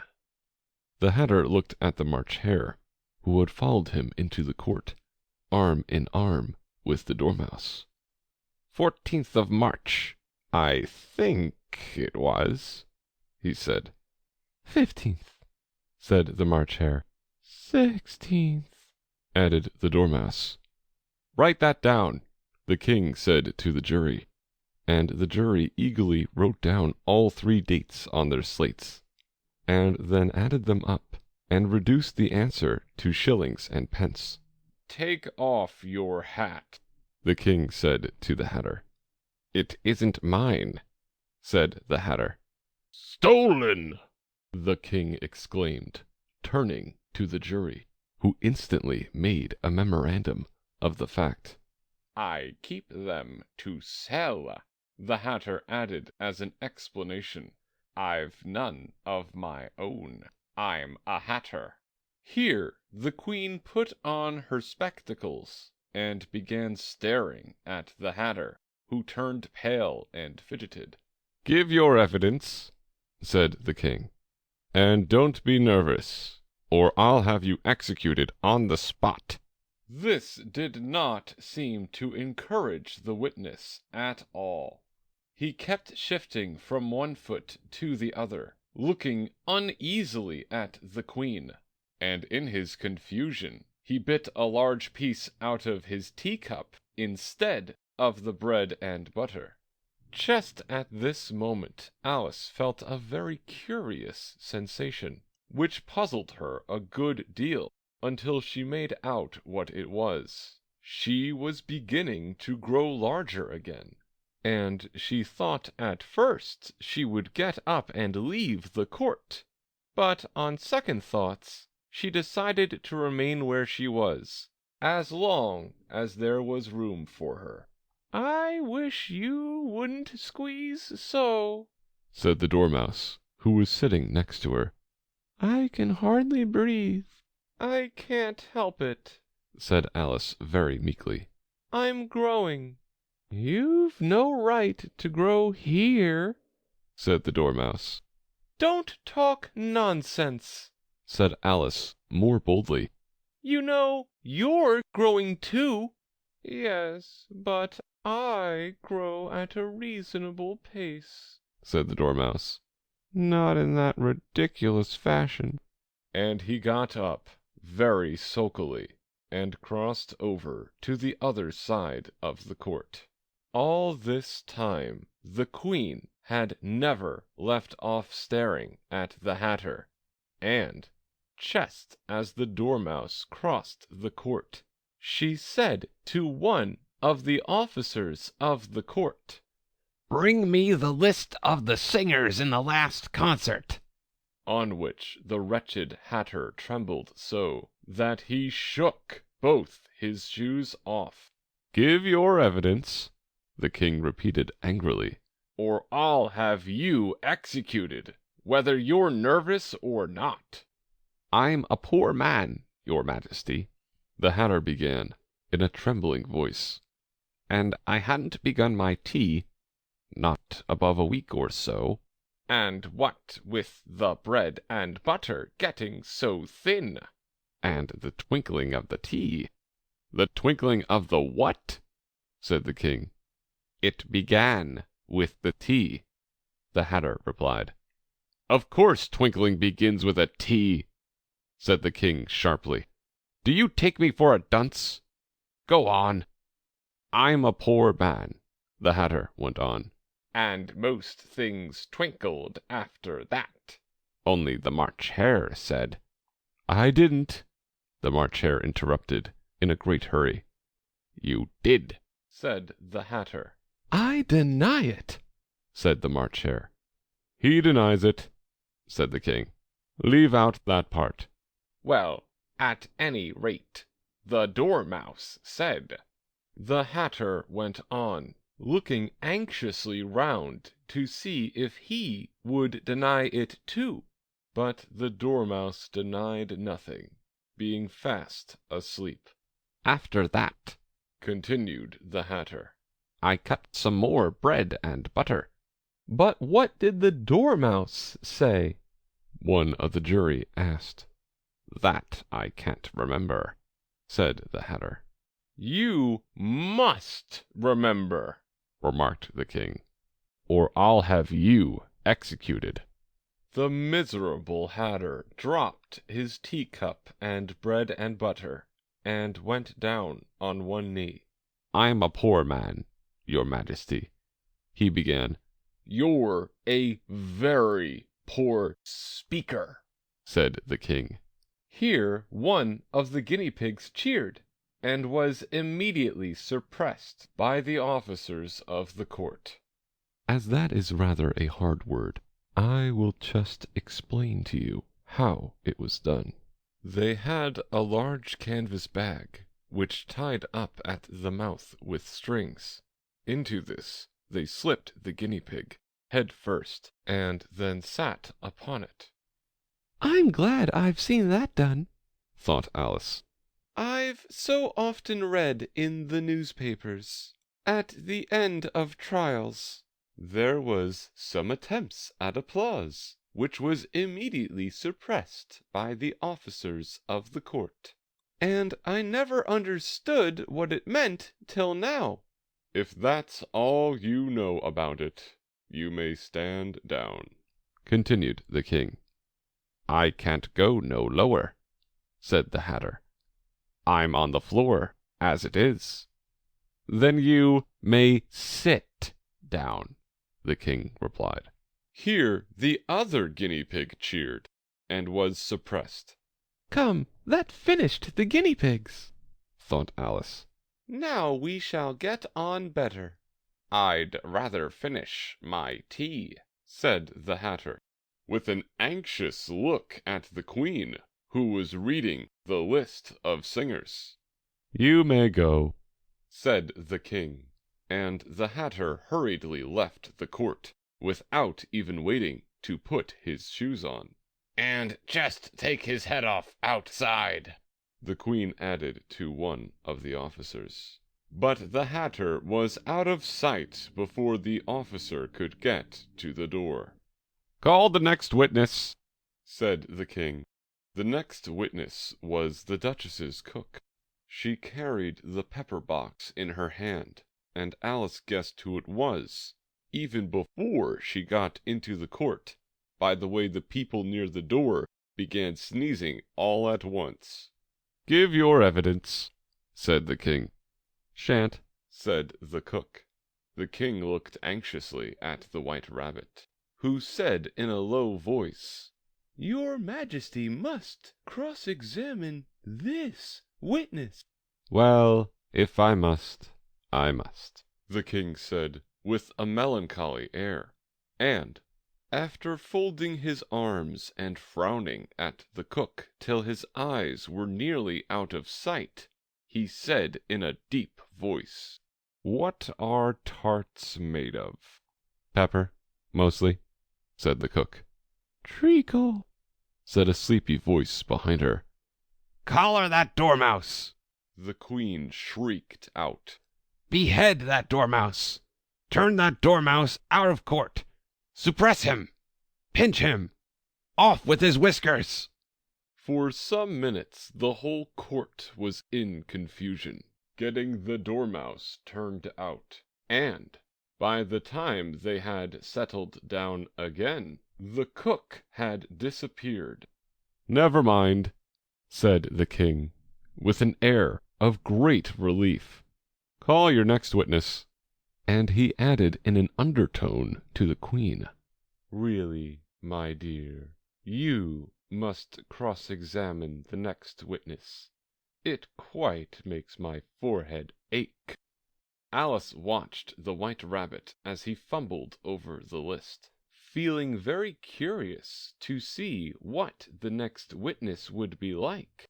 "For they haven't got much evidence yet," she said to herself. Imagine her surprise when the White Rabbit read out, at the top of his shrill little voice, the name Alice. End of chapter 11. Chapter 12. Alice's Evidence. "Here," cried Alice, quite forgetting, in the flurry of the moment, how large she had grown in the last few minutes, and she jumped up in such a hurry that she tipped over the jury box with the edge of her skirt, upsetting all the jurymen onto the heads of the crowd below, and there they lay sprawling about, reminding her very much of a globe of goldfish she had accidentally upset the week before. "Oh, I beg your pardon," she exclaimed in a tone of great dismay, and began picking them up again as quickly as she could, for the accident of the goldfish kept running in her head, and she had a vague sort of idea that they must be collected at once and put back into the jury box, or they would die. "The trial cannot proceed," said the king in a very grave voice, "until all the jurymen are back in their proper places. All," he repeated with great emphasis, looking hard at Alice as he said so. Alice looked at the jury box, and saw that, in her haste, she had put the lizard in head downwards, and the poor little thing was waving its tail about in a melancholy way, being quite unable to move. She soon got it out again, and put it right. "Not that it signifies much," she said to herself. "I should think it would be quite as much use in the trial one way up as the other." As soon as the jury had a little recovered from the shock of being upset, and their slates and pencils had been found and handed back to them, they set to work very diligently to write out a history of the accident, all except the lizard, who seemed too much overcome to do anything but sit with its mouth open, gazing up into the roof of the court. "What do you know about this business?" the king said to Alice. "Nothing," said Alice. "Nothing whatever?" persisted the king. "Nothing whatever," said Alice. "That's very important," the king said, turning to the jury. They were just beginning to write this down on their slates, when the White Rabbit interrupted. "Unimportant, your Majesty means, of course," he said in a very respectful tone, but frowning and making faces at him as he spoke. "Unimportant, of course, I meant," the king hastily said, and went on to himself in an undertone. "Important, unimportant, unimportant, important," as if he were trying which word sounded best. Some of the jury wrote it down important, and some unimportant. Alice could see this, as she was near enough to look over their slates. "But it doesn't matter a bit," she thought to herself. At this moment the king, who had been for some time busily writing in his notebook, cackled out, "Silence!" and read out from his book, "Rule 42. all persons more than a mile high to leave the court. Everybody looked at Alice. I'm not a mile high, said Alice. You are, said the king. Nearly 2 miles high, Added the queen. Well, I shan't go, at any rate, said Alice. Besides, that's not a regular rule. You invented it just now. It's the oldest rule in the book, said the king. Then it ought to be number 1, said Alice. The king turned pale and shut his notebook hastily. Consider your verdict, he said to the jury in a low, trembling voice. There's more evidence to come yet, please your majesty, said the White Rabbit, jumping up in a great hurry. This paper has just been picked up. What's in it? said the queen. I haven't opened it yet, said the White Rabbit. But it seems to be a letter, written by the prisoner to somebody. It must have been that, said the king, unless it was written to nobody, which isn't usual, you know. Who is it directed to? said one of the jurymen. It isn't directed at all, said the White Rabbit. In fact, there's nothing written on the outside. He unfolded the letter as he spoke, and added, It isn't a letter after all. It's a set of verses. Are they in the prisoner's handwriting? asked another of the jurymen. No, they're not, said the White Rabbit.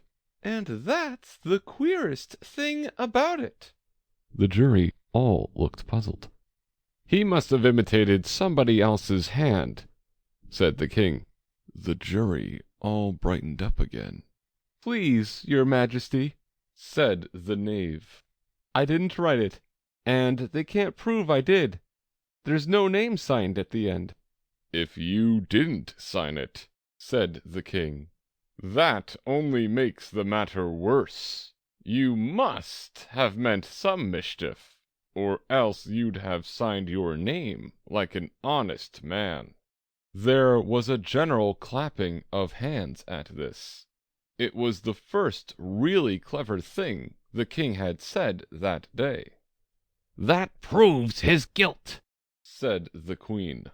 It proves nothing of the sort, said Alice. Why, you don't even know what they're about.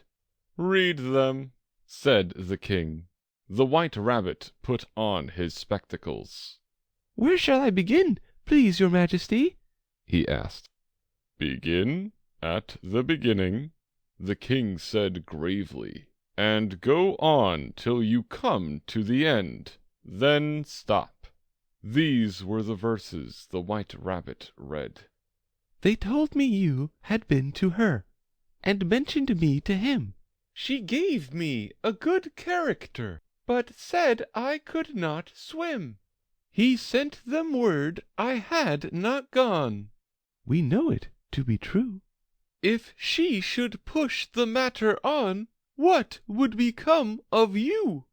I gave her 1. They gave him 2. You gave us 3 or more. They all returned from him to you, though they were mine before. If I or she should chance to be involved in this affair, he trusts to you to set them free, exactly as we were.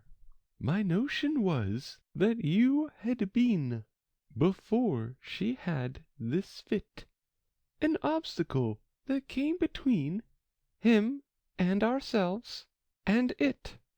Don't let him know she liked them best, for this must ever be a secret kept from all the rest, between yourself and me. That's the most important piece of evidence we've heard yet, said the king, rubbing his hands. So now let the jury— If any one of them can explain it, said Alice. She had grown so large in the last few minutes that she wasn't a bit afraid of interrupting him. I'll give him 6 pence. I don't believe there's an atom of meaning in it. The jury all wrote down on their slates, "She doesn't believe there's an atom of meaning in it," but none of them attempted to explain the paper. "If there's no meaning in it," said the king, "that saves a world of trouble, you know, as we needn't try to find any. And yet I don't know," he went on, spreading out the verses on his knee and looking at them with one eye. "I seem to see some meaning in them, after all. Said I could not swim. You can't swim, can you?" he added, turning to the knave. The knave shook his head sadly. "Do I look like it?" he said, which he certainly did not, being made entirely of cardboard. "All right, so far," said the king, and he went on muttering over the verses to himself. "We know it to be true. That's the jury, of course. I gave her 1, they gave him 2. Why, that must be what he did with the tarts, you know." "But it goes on, they all returned from him to you," said Alice. "Why, there they are," said the king triumphantly, pointing to the tarts on the table. "Nothing can be clearer than that." Then again, "Before she had this fit." "You never had fits, my dear, I think?" he said to the queen. Never! Said the queen furiously, throwing an inkstand at the lizard as she spoke. The unfortunate little Bill had left off writing on his slate with one finger, as he found it made no mark.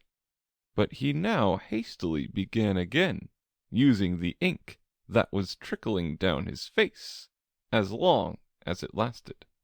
"Then the words don't fit you," said the king, looking round the court with a smile.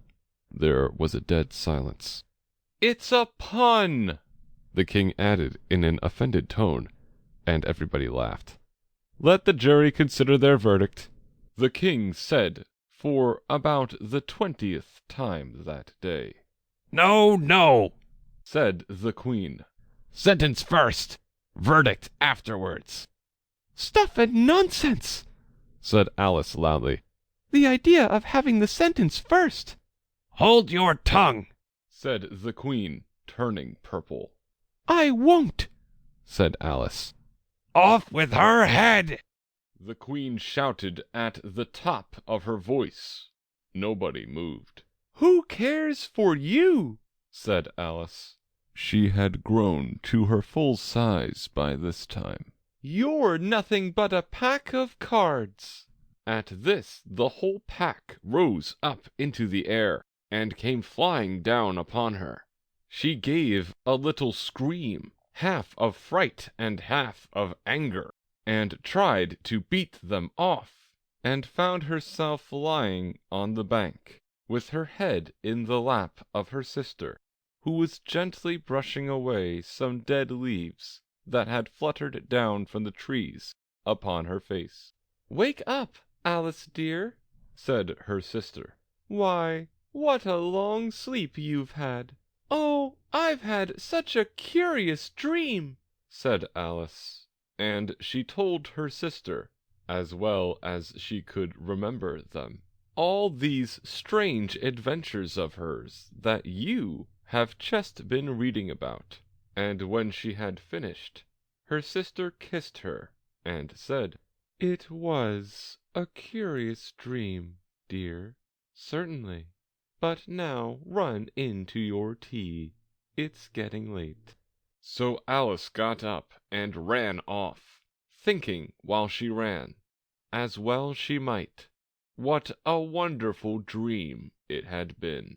But her sister sat still just as she left her, leaning her head on her hand, watching the setting sun, and thinking of little Alice and all her wonderful adventures, till she too began dreaming after a fashion. And this was her dream.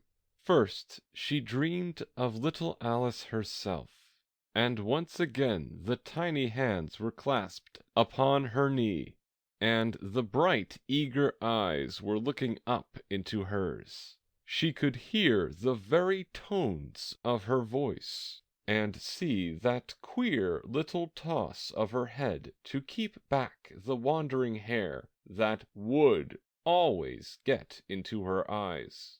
And still as she listened, or seemed to listen, the whole place around her became alive with the strange creatures of her little sister's dream.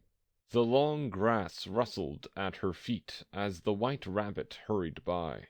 The frightened mouse splashed his way through the neighboring pool. She could hear the rattle of the teacups as the March Hare and his friends shared their never-ending meal, and the shrill voice of the Queen ordering off her unfortunate guests to execution. Once more the pig baby was sneezing on the Duchess's knee, while plates and dishes crashed around it.